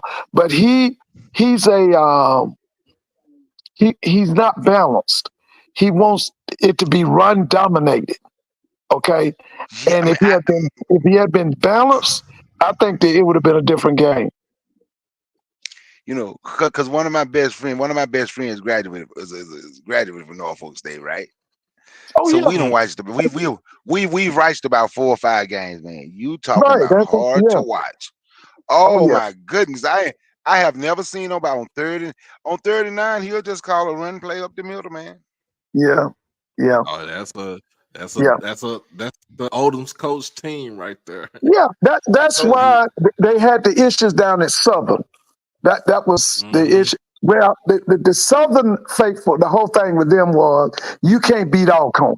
You know, he had problems with Jay Hobson. Then he had problems with Coach McNair. And it just came to head. To me, it's just that his teams were not balanced. They weren't his offenses were not balanced. Yep. Now, one more. Because see, people laugh at me when I say this. I'm gonna tell you, we're gonna have 2 Soul Bowls this year. Uh-huh. The first one gonna be at Alcorn. Jackson State gonna win. The next one gonna be in Jackson. The SWAC championship game, Jackson State gonna. Cause Alcorn gonna win the West. What you think about that? Alcorn gonna win. Now They gonna Jackson whoop. gonna be They gonna. listen. Now Jackson gonna be in the SWAC, but I don't know about Alcorn. Because let me tell you something. Alcorn can't throw the football, man. They have got to go and get them at least 2 FBS transfers at the quarterback position. Now I like the guy that they got that's from Texas, but here's the thing: he's got that his patience in there yet. He's an athlete now. Don't get me wrong; he's an athlete, but his throwing is just way off. The air game at Alcorn as well. Like I say again, yes, Jackson will be in there, but Alcorn, no, I don't know. I don't. Alcorn will beat Alabama State tomorrow by at least 10. Do you actually believe that, Brother Bakar? Yes. Yes, I think people give Alabama State way too much credit. I've watched Alabama State play. Alabama State get way too much credit. Yeah, they got a defense. Alabama they got State a gets defense. way. Alabama and Alcorn has a pretty defense, not good as Alabama State's, but it's a pretty good D. It's decent. Yeah, because Coach Thomas is gonna have a defense in their offense. You talking about Alcorn quarterback? Their offense is much better than Alabama State's, man. I think this is just my opinion. I just think Alabama State get too much credit.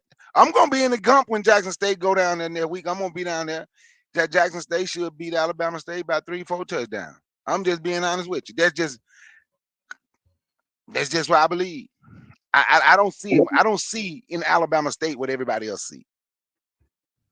Yeah, now I'm gonna say this about Alabama State. Like I told them before, like you talking about, you've watched Norfolk. I've watched Alabama State, and I told everybody. When you look at the defensive backfield, it's solid. The linebacker solid. Defensive line solid. Offensive line solid.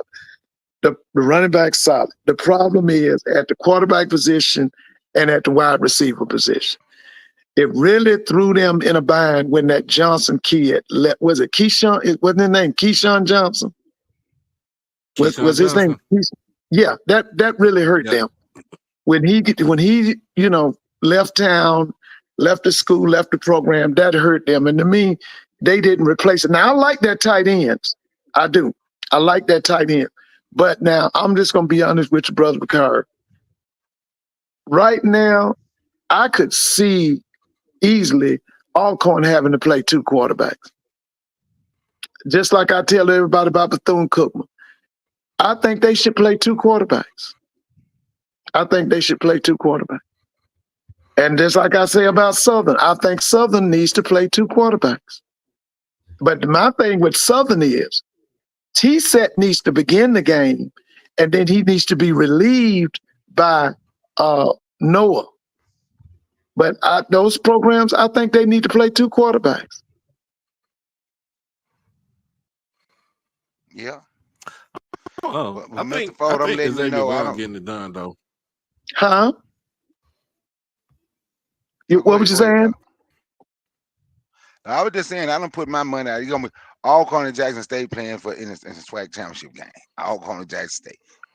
Well, I'm gonna tell you this about that Soul Bowl down. Now the Soul Bowl is in Lorman this year, right? Yep. I'm gonna copy I'm gonna steal one of your saying. I think Jackson State should blow Alcorn out by at least 20, 30 points. With the talent that Jackson State got, they should blow them off the field. And they should. I understand that it's a rivalry, and I know that this family against family and all that. Listen, and I've said this over and over. Right now, if you look at the top 5 schools in FCS by personnel, Jackson's in the top 5. They in the top 5. They deep at every position. Man, they at least, at the minimum, they 3 deep. They got 3 quality athletes at every position. So I'm going to be honest with you. I don't think Jackson should play Alcorn close. I think Jackson should blow them out. Oh, I don't think it's gonna. I don't think it should be closed either.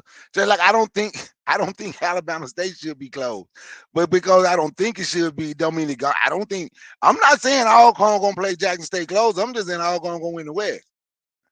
And No, I disagree let me with say you, bro. now I'm gonna say this with me. There is a little bias because I'm from Mississippi, so Oh yeah, I understand that. I'm an Alcorn fan too. I'm a Jackson State fan. Alcorn, then Mississippi Valley. Then my 4th team was Bethune-Cookman when I was coming up. Yeah. Oh yeah. Those were my schools in order, so I could be a little biased. Well, but I was an Alcorn fan under Cardale Jones. I was an Alcorn fan under and like I tell everybody, I basically started Dr. Johnny watching. Thomas. No, Lord. I was I you know, when they hired Jay, and Doc, I've said this to you before. I was trying to see, did they give him the job because he's a white man?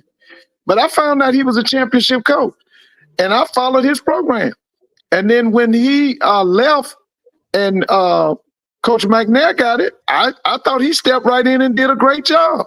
I'm a big fan of Coach Thomas's, but I still believe that Coach Thomas needs an offensive coordinator and they need a quarterback.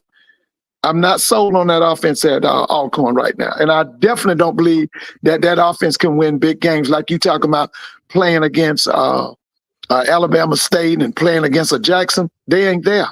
They just not there. But I don't see how. I've watched Alabama. I don't see how Alabama State can be even put on the same level. It's like playing Alabama State. Alcorn gonna beat Alabama State. Jackson State should beat Alcorn by 3 touchdowns. That's my opinion. I think they should. But I also think they should beat. I also think they should beat Alabama State by 3 touchdowns. It's not even close. If you look at their team and look at Jackson State team and look at the time, it's not even close. Right. No, it's not. No, it's by talent. But now, one thing I got to give Alabama State credit, they have a hell of a defensive staff. They got a hell of a defense. And I'm just not talking about coaching on the field. You can tell them guys can go to the blackboard. They got it's day and night when you talk about Alabama State's coaching staff offensively and Alabama State's coaching staff defensively. His best coaches are on his defense. His best coaches are on the defense. Yeah. Well, I don't see.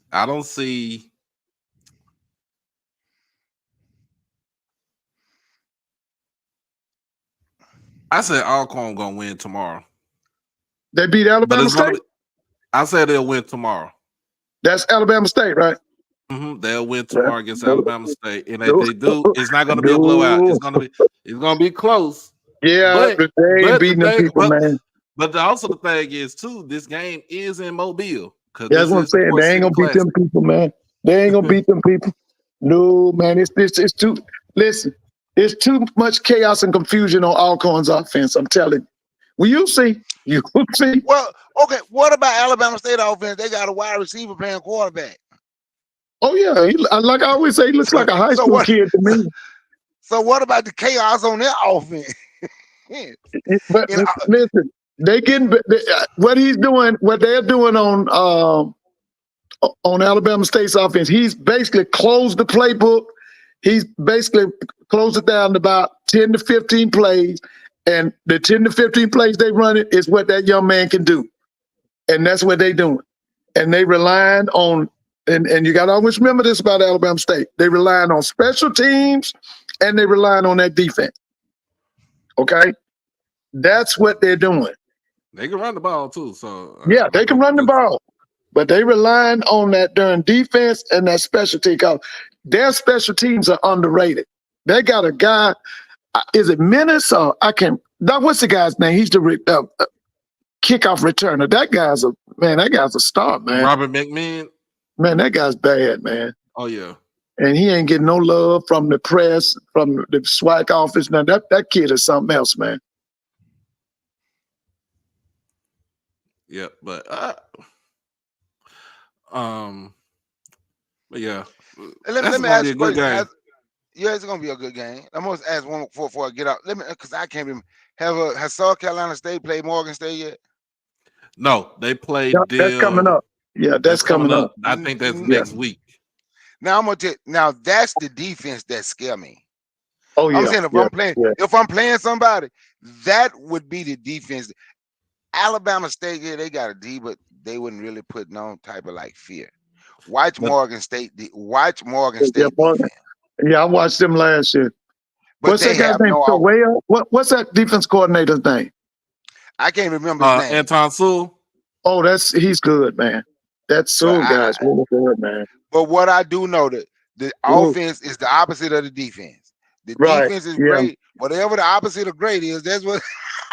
They thought they had remedied this situation. You know, they went and brought a guy in from New Mexico or New Mexico State.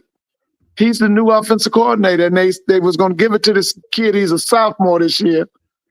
I don't, no. I've watched them play too. Now I will be honest. When I watched them play, I forget who I was watching them play. It was an FBS school. Was it Temple? I have to go back and look through their schedule. But I watched them play Hampton. I saw them play Hampton. It was an FBS school when I watched them play. They were inside the 15 6 times. Came away with 2 field goals. Yeah. Came winning like that. They were inside their opponent 15 6 times and got 2 field goals. Right. Yeah. But whoever that was couldn't move that ball on them. I'm like, man, if that defense, I'm telling you, if that offense could score 20 points a game, boy, it'll be some. All you gotta do is just spot them. You spot them 14. You spot them 17 points, and all you gotta do is hold the lead and just don't mess up. We got a rat. What up, EA? We got a rattler up in here. It's their homecoming today. Yeah, I'm gonna watch that. They at 4:00. What time's your homecoming at what time? 2:00. Okay, so that's 3:00 my time. So I can, I'm gonna be turning back and forth because I'm gonna watch some of theirs. They got the 4:00. And man, there's so many big games. You know them FBS games tomorrow, man. Fam, you gonna beat the dog doo-doo out of Texas Southern. They got to, man. Look here, them decision makers in town down there, bro. Yeah, they gonna beat the dog doo-doo out of Texas Southern. Hey, man. Boy, they announced that as a sellout at the beginning of the week. I think it was. There were no tickets available at the beginning of the week. Yeah, and a lot of big time people in town down there in Tallahassee. They got to do well tomorrow. Yeah. Yeah, they got to do well. The only SWAC team that ever beat FAMU in 4 seasons is Jackson State, ain't? Yeah. That's the only SWAC. Yeah, that's it. That's the only SWAC. Willie only lost the 2 games, and the 2 games he lost in the SWAC was to Jackson State. Both of them games in Miami.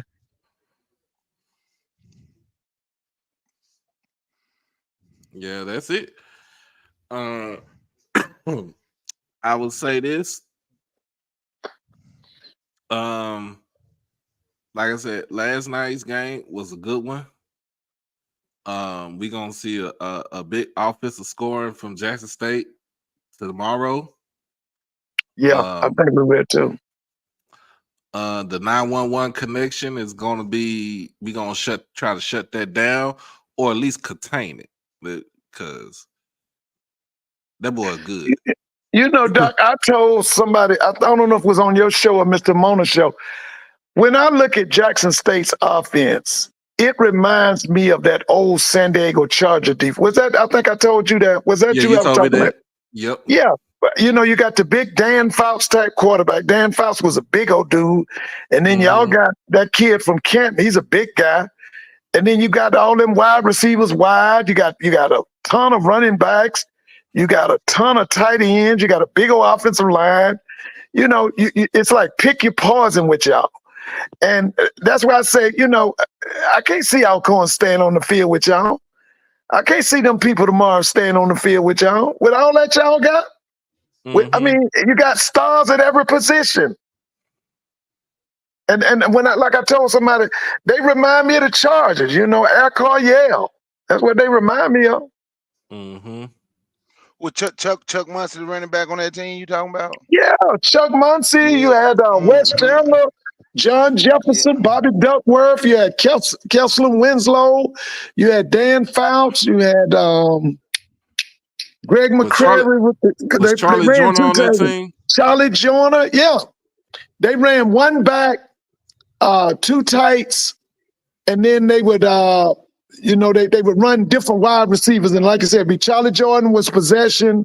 Wes Chandler was everything. John Jefferson was everything. Bobby Duckworth came off the bench. It was just a very versatile. Now, they never won the Super Bowl. They got close, in the AFC Championship and all that, but they never won it. But the other thing is, Coach Archie Cooley, he would go out in the summer and spend time with Don Coryell, especially during the years that Jerry Rice was there. He brought a lot of that stuff back from him and Don Coryell putting their heads together. That's kind of lost in history. It is, but that West Coast offense come from Archie Cooley's offense. They did a thing talking about shoot, Archie Cooley basically created that, and they started calling it West Coast. He ain't getting no credit. They just did a documentary on that last year. Yeah. Well, see, now the other thing, Cooley got a lot of his stuff from his old his old college coach, a guy by the name of Cat Coleman. His name was Alvin Coleman. Alvin was a graduate of Alcorn.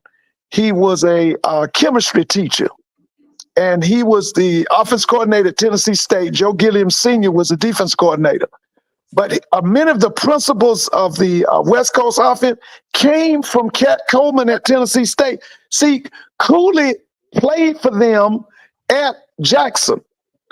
When when John Merritt went to Tennessee State, Cooley was on that staff up there. Archie Cooley was on that staff up there. And he learned from his people at this guy. If you ever get a chance, put the name of Alvin Cat Coleman in your search engine. He was an Alcorn graduate. By profession, he was a chemistry teacher, but he was an offensive guru. Anybody on in the chat, y'all ever heard of him? They called him Cat Coleman. He was from Alcorn. He was an Alcorn graduate, worked at Tennessee State for years. He was a chemistry teacher. A chemistry teacher He was a chemistry teacher. Guru. He was an offensive guru. His name was Alvin Cat Coleman. I ain't heard of that right there. Yeah, you get a chance, just put him in your search engine. I saw him for many years. I just put him in. Read what it says. Was born 1913 in Oklahoma, Mississippi. Yeah, because this is the thing. This is from the Tennessee State. Chad Devil, you say he coached that too, but yeah, I just put him in. What year did they say he played at Alcorn? Did they say anything? Let me start. A father served as principal, and his mother was a teacher. Small community where the Coleman instilled and all that. Let me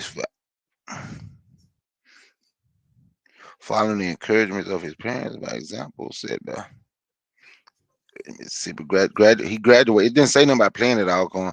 Maybe if I read more, but they say he graduated from Alcorn in biology and a master's in zoology from the University of Michigan. Oh, that's him. It don't say anything about it don't. Maybe if I go down further, but we ain't got time to read this whole article. Yeah. Maybe if I go down further, it'll say something about him playing. But I looked him up. Yep, and he began his career as a teacher and coach in Mississippi, where he was tremendously successful in both endeavors. His career teacher coaches and Yeah, well, he went to the war in World War II. Mm-hmm. Yeah. Yeah, they just telling about how he got to that's on the Tennessee State site. Right. And they're talking about how he got to See, they would take him, he would go and meet up with all the pro coaches, and they would sit down and he would be at the board. He would be doing, he would teach the pro coaches, and then when he sit down, Joe Gilliam Sr. would do the thing. Now, here's the thing that they don't see, they give Money Kippen the credit for the cover two. That's a lie. The Tampa 2. Yeah, I thought it was about that's called Tony Dungy, right?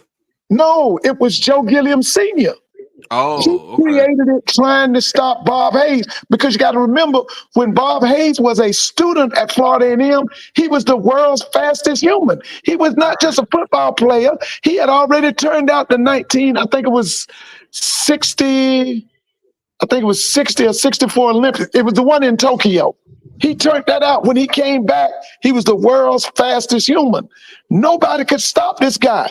So what old man Gilliam did, he came up with what they call the double zone. Later on, the white folks renamed it the Tampa 2 or Cover 2. That was created on the campus of Tennessee State, trying to stop Bob Hayes. I didn't know that. Yeah. you know the NFL has gotten a lot from the HBCU and Yes, they have. don't get no credit, because I'm telling you, I'm gonna find a documentary and they was talking, and I'm telling you, it was like, because when you say Archie Cooley and that one coach was putting their head together, according to that documentary, and them people from the 49ers talk, there's Archie Cooley was up there teaching them the offense. Yeah. That Archie Cooley was and Rice was like, that's why he knew a lot of offense when he went there. Oh yeah. Oh yeah. Because they had the same concepts. Yeah. Yeah. And they just straight copied it from Yeah. See, Cooley, like I said, now, Cooley was on the shoulders of Cat Coleman and them. Okay. And Cooley was on them two teams. It was two teams at Jackson State, one in 61 or maybe 62. You can look it up. They went to the Orange Blossom Classic. The first year they met up with Fam, they lost. The second year they met up with Fam, they beat them. Now, the big-time wide receiver on that team was a guy named Willie Richardson. Willie came from a family of Jackson State stars. He had a brother named Gloucester. Gloucester went to the Kansas City Chiefs. Willie went to the Baltimore Colts and played with Johnny Unitas. He was in that, it used to be Willie and a guy named Roy Jefferson. I think Roy came from Arizona State or something. Them cats played with Earl Morrow and Johnny Unitas. They were in that 1969 Super Bowl when the Jets won. Remember when they said that Joe Namath guaranteed the Super Bowl win? Willie Richardson was in that Super Bowl. Yeah, he played with Johnny Unitas and Earl Morrow. Now, the story goes, Earl Morrow took what he knew from the NFL, went with Howard Schnellenberger down to the University of Miami, and that's why the University of Miami, when they really gained notoriety, nobody was playing like them because they played like an NFL team. Offensively, that stuff came from Earl Morrow. Okay. You can look it up. It came from Earl Morrow. Hey, Doc and Mr. Ford, I'm gonna get off here, man. I just wanted to come on here, really just speak to y'all and talk to y'all for a minute, and then say what's up to the chat. Okay, man. Good to hear from you. You gonna be on the show tomorrow? You gonna call in tomorrow night? I'm gonna call in tomorrow night after the games and all, because I got a Sheila D. Yeah, I got to see Mr. Moan and them tomorrow. Yeah. Yeah, I'm gonna show the game tomorrow for those who don't want to get ESPN Plus. Yeah. Okay. So who won't get ESPN Plus? Let me tell you this before you go, brother Bakar. The other thing that old man Gillum is not given credit for, it was a boy, not a boy, but it was a guy from Mississippi. His name was Jimmy Marsalis. Jimmy was from Mississippi. You can look him up. Jimmy was from Mississippi. Yes, sir. Jimmy Marsalis. He was sweet as he could be. He came to the Kansas City Chiefs, but what he brought to the Kansas City Chiefs from the campus of Tennessee State is what they call bump and run. Now the white folks Mhm. renamed it press coverage. There's But coverage. when it was in black college, we called it bump and run. That came from the campus of Tennessee State. Jimmy Marcelli, if you look him up, he was from South Mississippi. I think he was down there on that coast. Doc, look him up right quick. Put in Jimmy Marsalis. I think Marsalis was down there. He was down on the lower end down there, maybe Gulfport or somewhere down there. But he came to Kansas City with that thing that they called in black colleges bump and run coverage.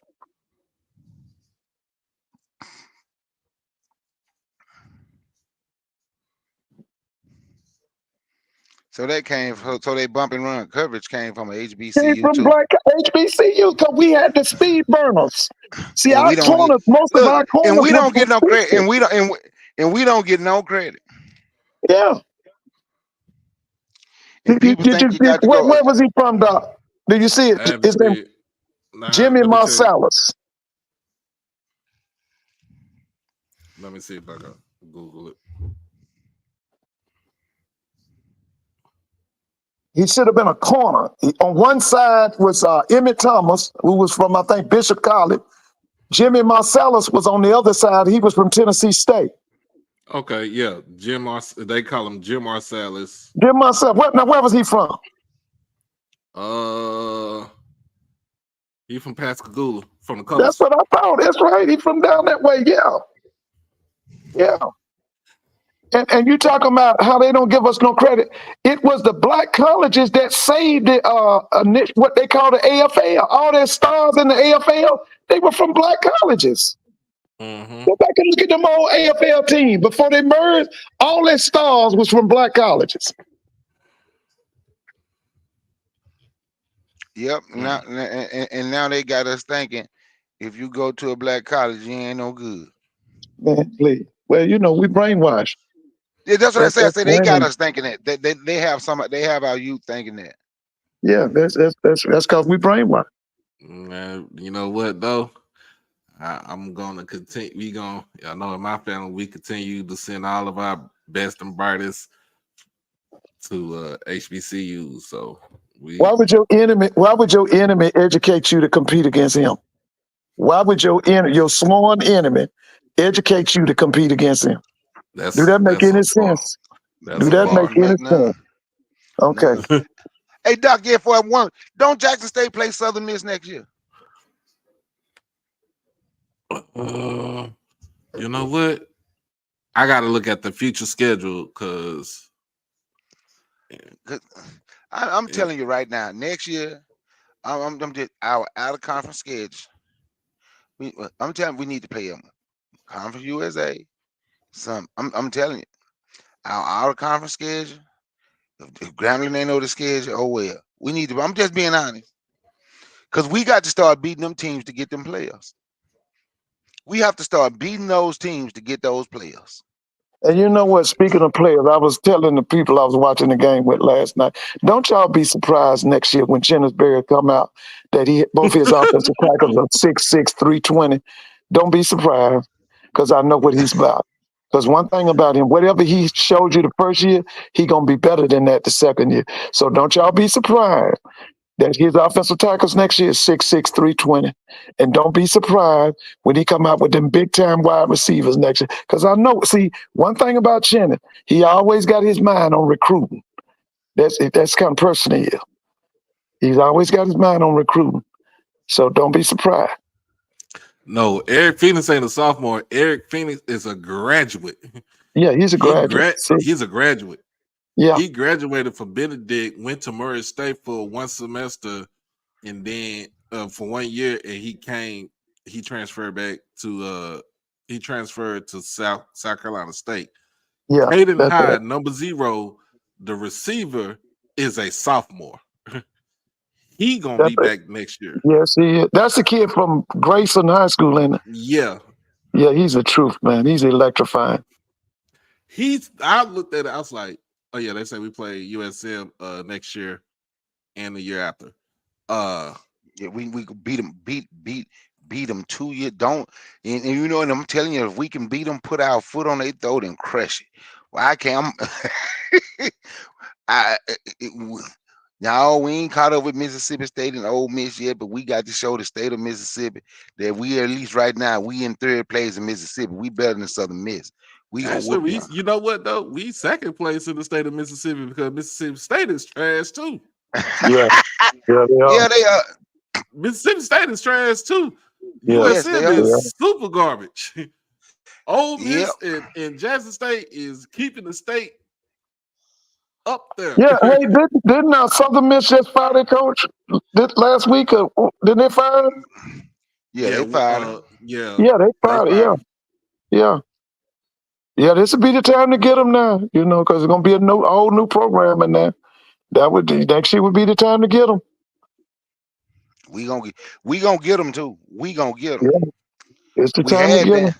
Well, we gonna get them because that wasn't on fluke the way we played ULM. Look at them, what they 5-2 this year. Yeah. This But now, ain't brother no. Carr, let me say this here now. Let me say this here. I do want TC to get a offense coordinator and a play caller. I need him to just be the head coach. I'm just gonna put that out there. I need for him to go get a offense coordinator and a play caller that he got confidence in, and I need for him to. Because I'm gonna say this: being the head coach at Jackson State is enough. That's a big job. Okay, and then putting you to play caller and all that. That's a lot of pressure. That's a lot. I need for him to be the head coach. Delegate the authority. Yeah. Yeah. I see it. I can see it. But Yeah. you know what? Yeah. It's homecoming. Yeah, we gonna go out there and we gonna walk. We gonna dog walk Arkansas Pine Bluff tomorrow. We gonna dog walk them tomorrow. And another thing, brother Carr, we can exclude Memphis and all that, but I do believe that Jackson State does need to play Tennessee State, whether it's home and home or somewhere. I think so too. Y'all need to play Tennessee State. Yeah, I'm gonna tell you something. Yes, yes, we should play Tennessee State. What do y'all rank Tennessee State? Because I watched this one channel. You ever watch Light on HBCU Sports? Doc, y'all ever listen to them? Yeah, I listen to Light on. Now, I didn't listen to the thing today. I just saw a little thumbnail where he said South Carolina State is the new kings for HBCU football. I didn't listen to I didn't listen to it.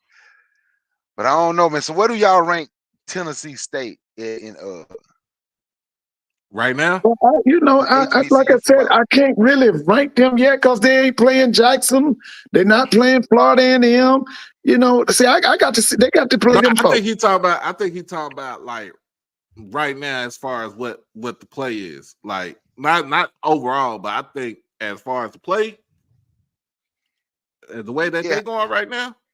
Yeah, they top 3 in my opinion. Well, we're gonna find out tomorrow now. Yeah, we'll find out tomorrow when they play. We're gonna find out tomorrow. Now, if they jump on UT Martin, yeah, you're right. They up there.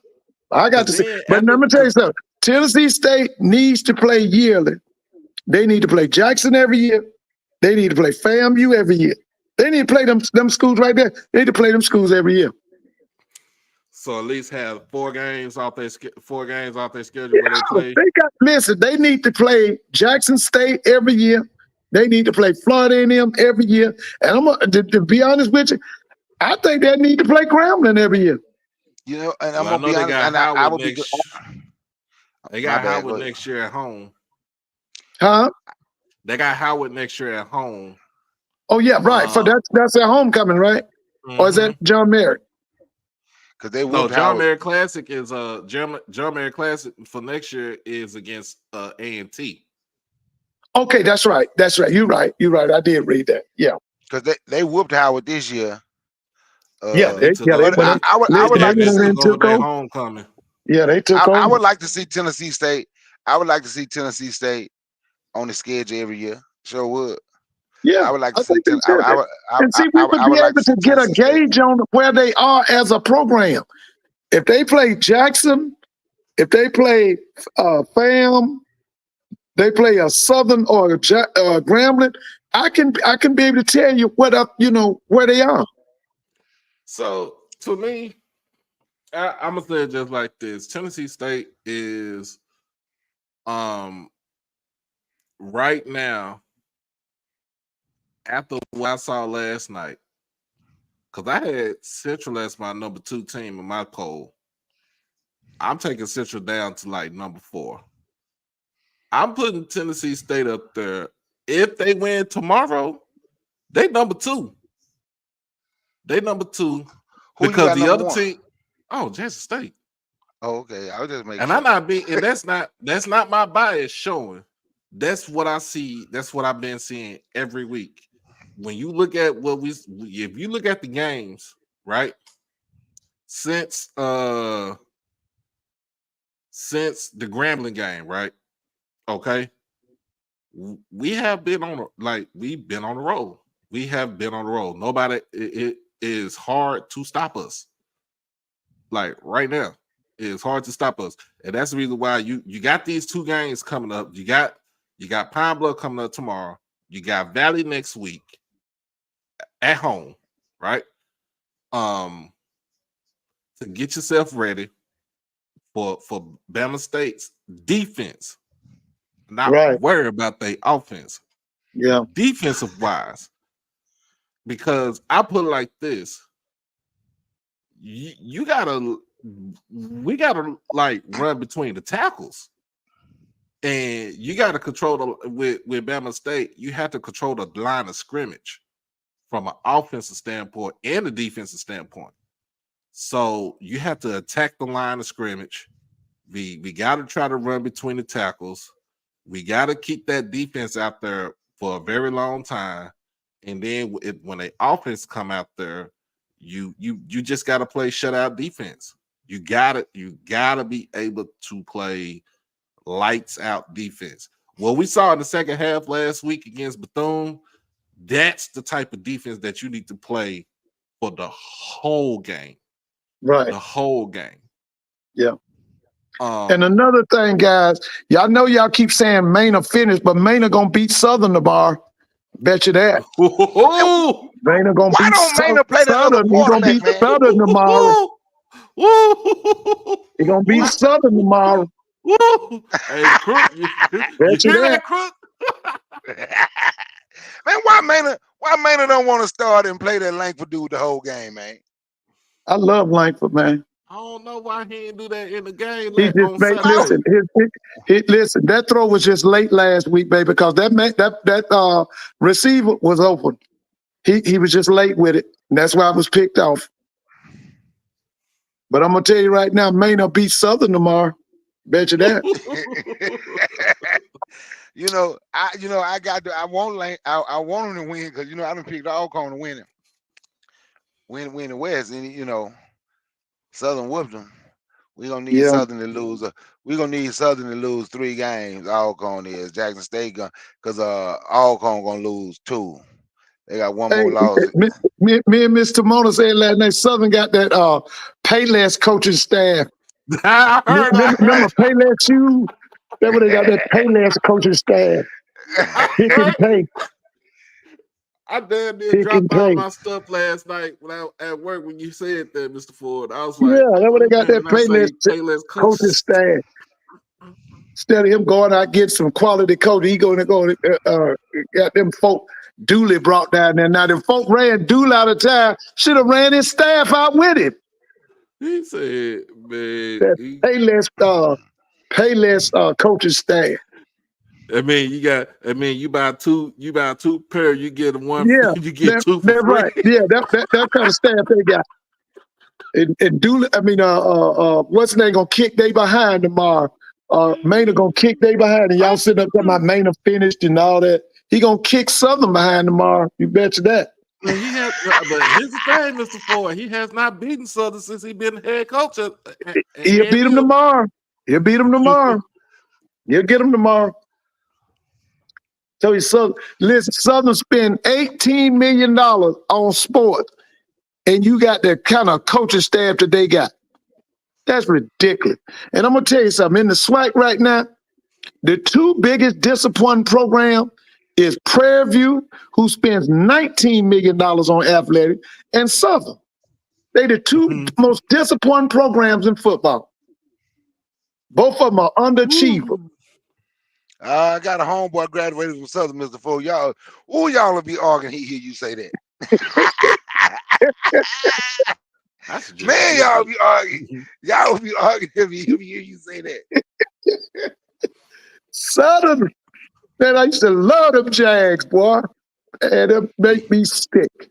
I done told y'all, the first person they got to run out of Baton Rouge is that Roman Banks. He number one. Get him gone. He tore up that program and he can't fix it. So go get an AD that's an architect.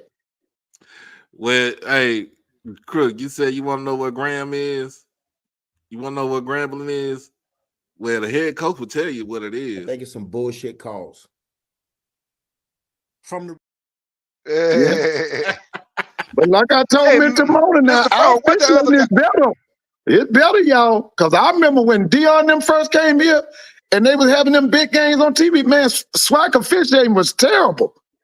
And we were saying, y'all can't look this bad on TV. And it has improved. It has improved. It's gotten better. Because at one time, swag officiating was just awful, man. And I told her last night, about 10 years ago, they had the same problem in the MEAC. And what the MEAC did, they got rid of all of them MEAC officials, and they brought in nothing but a bunch of high school officials, and the officiating improved overnight. You can go back and talk to them MEAC people. They'll tell you about 10 years ago, they fired all them officials and brought in high school officials. Officiating improved overnight. Well, I'm gonna get off here. What's that guy's name again? The Marcellus guy. Jimmy Marcellus. Jimmy Marcellus. Jimmy Marcellus, and his thing was, he brought to the league. It was called the Bump and Run. It was created at Tennessee State. I'm finna look him up. Yeah, Jimmy Marcellus. He said, Doc said he was from Pascagoula, Mississippi, right? Yep, Pascagoula. That's Terrell. Isn't that where Terrell Buckley was from? Where's Terrell Buckley from? Yeah, he from the coast. He is from the coast. Yeah, I thought he's from down there. Oh man, I can't find him, Doc. Put Jim Marcellus. Yeah, put Jim Marcellus.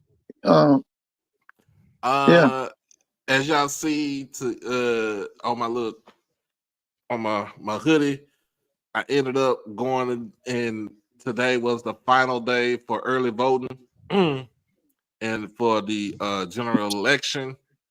I am not trying to stand in line on Tuesday, waiting to the last minute to go vote.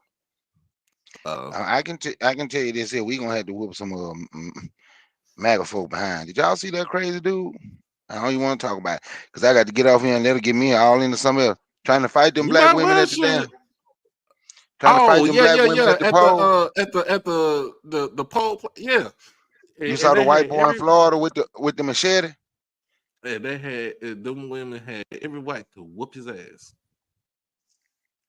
Every right to whoop his ass. You saw the MAGA boy with the machete because you're not supposed to wear any type of paraphernalia that's going to be politically biased at the poll at the election poll. You're not supposed to. I got a shirt on. Hold on.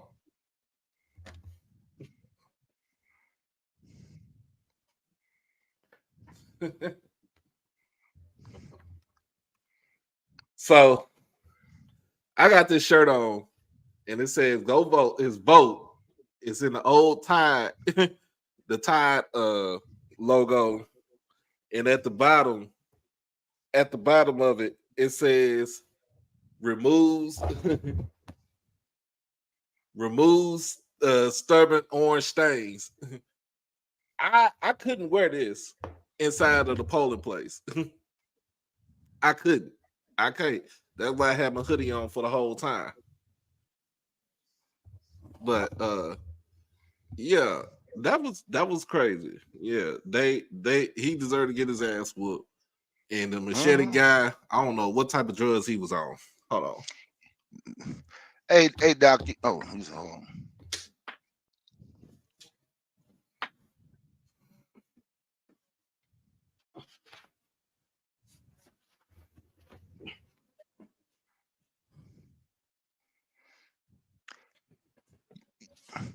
Y'all say he coached at Tennessee State? Because I can't find him. I'm trying to put No, he was everything. a defensive back at Tennessee State. He was a player. Did he make it? He played in the league. Yeah, he Yeah, got to he win played a the AFL. championship. Oh, you know what? Dude, James Marsalis, not Yeah, Jim. that's right, James. James Marsalis. Yeah, they called him Jimmy Marsalis in the league. Played with the Kansas City Chiefs. That's Mm-hmm. him. Okay, I found him because yeah. Yeah, they won So the I'm gonna do. 1970 Super Bowl against the Minnesota Vikings. This when the Vikings were called the Purple People Eaters. Yep. What they lost 4 in a row, didn't they? The Purple People either Oh, lost they 4 in a lost. row. Yeah, they lost plenty. That's when they had a quarterback named Joe Cap. I don't know if y'all remember Joe Cap. The coach was named I Bud know a Grant. friend, Tarkenton. Yeah, man. Fran Tarkenton, he was quarterback at University of Georgia, and he's still living. Fran Tarkenton is.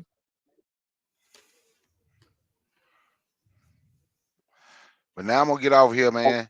Peace. Holler at y'all later. All right, I'm gonna now. see y'all. I'm Okay, gonna see y'all. I'm gonna holler at y'all tomorrow. All right. okay, all right.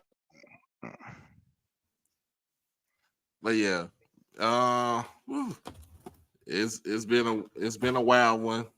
I had to go vote today because I didn't want to, like I said, I didn't want to stand in line to do their voting, on Tuesday because it's gonna be real. It's gonna get real ridiculous.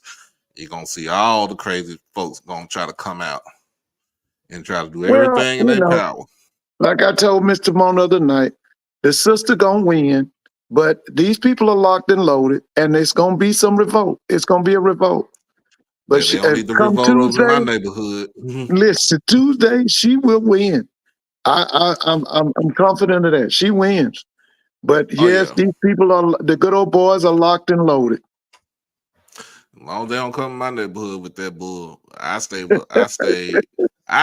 the whole apartment with a number of Hispanics and black people. Hey, Ain't nobody coming over here. Not over here in Southeast Irving. like I told her, the ones that always bragged about I'm the only black in my neighborhood, they gonna have a little problem. They Yeah, gonna have a and little then problem. they won't come on to the south side of town because they'll get a rude awakening.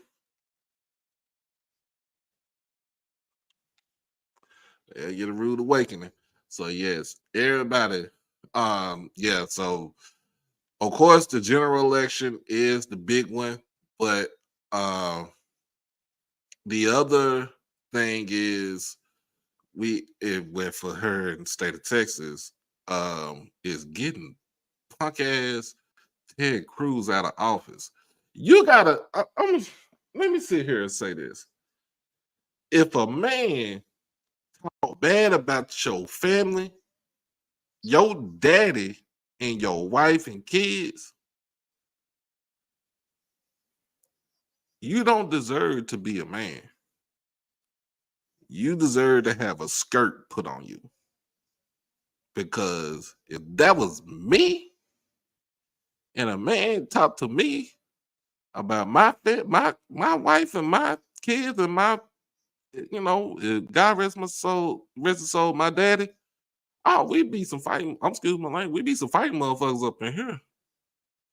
You gonna have to, hey, you gonna have to do something. Cause I don't respect nobody who let somebody else talk bad about you and you want to kiss his ass the whole time, the whole 4 years he was president. Man, please get up out of here with that. Vote. So if you're in the state of Texas, vote Ted Cruz out. I know because I stay in Irving. So my ballot was a little bit different than where my mama's gonna go vote at on the south side, on the southern sector of the county, where we got Senator Royce West, you got Congressman Jasmine Crockett, and I think Eddie Bernice, is it Sheila Jackson Lee's daughter is going to run for her mother's seat. Of course, Jasmine Crockett took Eddie Bernice Johnson's seat, so she's gonna have to run for that.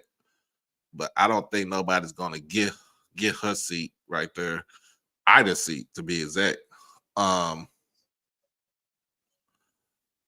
um, Hey, Peasy, you said black demographic I ain't got to worry about. I ain't worried about it. I ain't worried about it because I live in Texas. Everybody got a gun. I'm sorry. I'm sorry. I'm sorry. Everybody got a gun. They want that. None of them better not come on, knock on my door like that. No. But yeah, we got some, some things. Yeah. So Colin Allred is going up against Ted Cruz. Uh,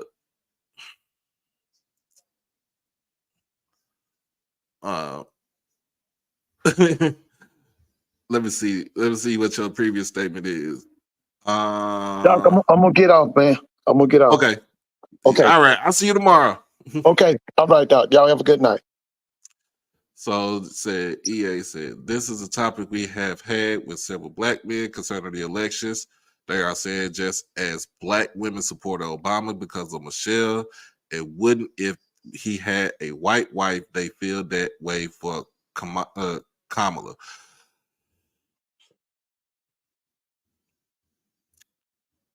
I'm going to say some of those black men need to get out their damn feelings. Um,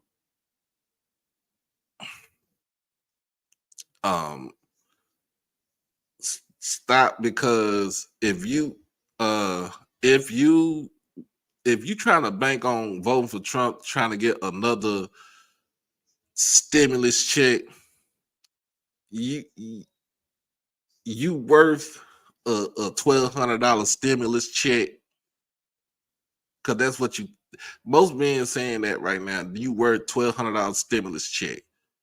Most people can't even. Most people don't know reason why they voting for Trump. On the real, you still on, Mr. Ford? You just most people don't know why they vote for Trump.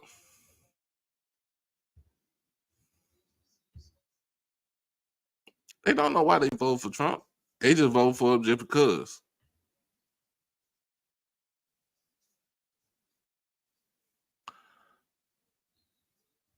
I mean, because she got a what? Her husband is Jewish. Man, I'm gonna just put it just like this. It's time to go. It's time to stop. Get out your damn feelings and go out there and vote. I don't care who you vote for, but just go out there and vote.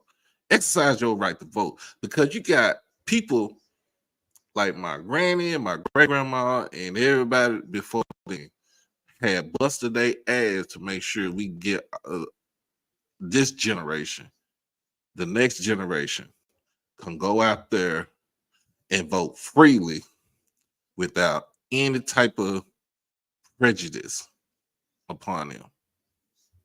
So go out there and vote. That's that's all I got to say. That's all I got to say. But for tomorrow,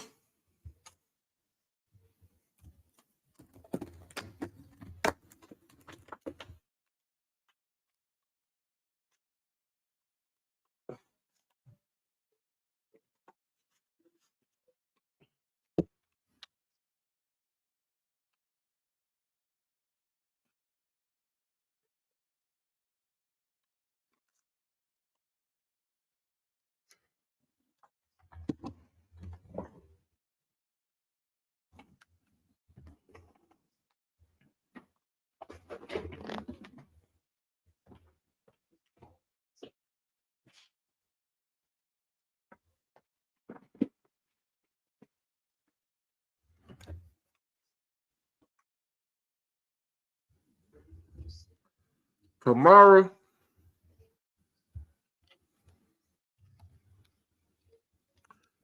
it's scary hours tomorrow. And it's time for Pine Bluff to get this motherfucking work tomorrow. All right? So, With that being said, with that being said, Jackson State for real by 40 tomorrow afternoon. And after that, it's scary hours. It's scary hours tomorrow. You hear what I'm saying? You hear?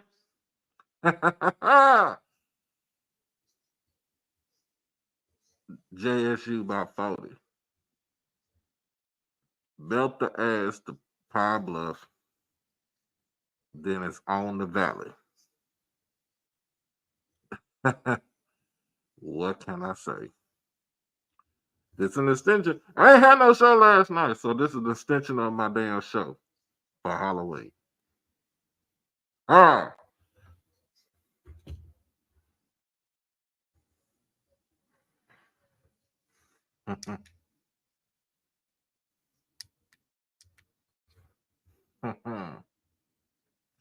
Yeah. But again.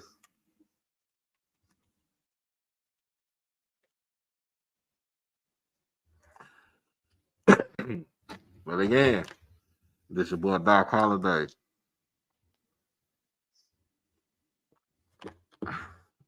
Y'all make sure you subscribe to the channel. Make sure you hit that. Make sure you hit that like button. Share, comment. Most of all, subscribe to the channel. For all the folks that's on Twitter, make sure you come onto the dark side of YouTube and hit that subscribe button. Also, follow me on Twitter and all other social media platforms. That is true. We don't move on to Valley, we move through Valley, pretty much. But as always, y'all be blessed. Y'all stay safe. Hug your loved ones. Make sure you do enough debauchery for me since I couldn't get my black ass out there. And make sure y'all He just got his go do ass this. cooked. He got cooked. Hey, you didn't go down like that, huh? He got cooked. Don't get cooked out there. All right.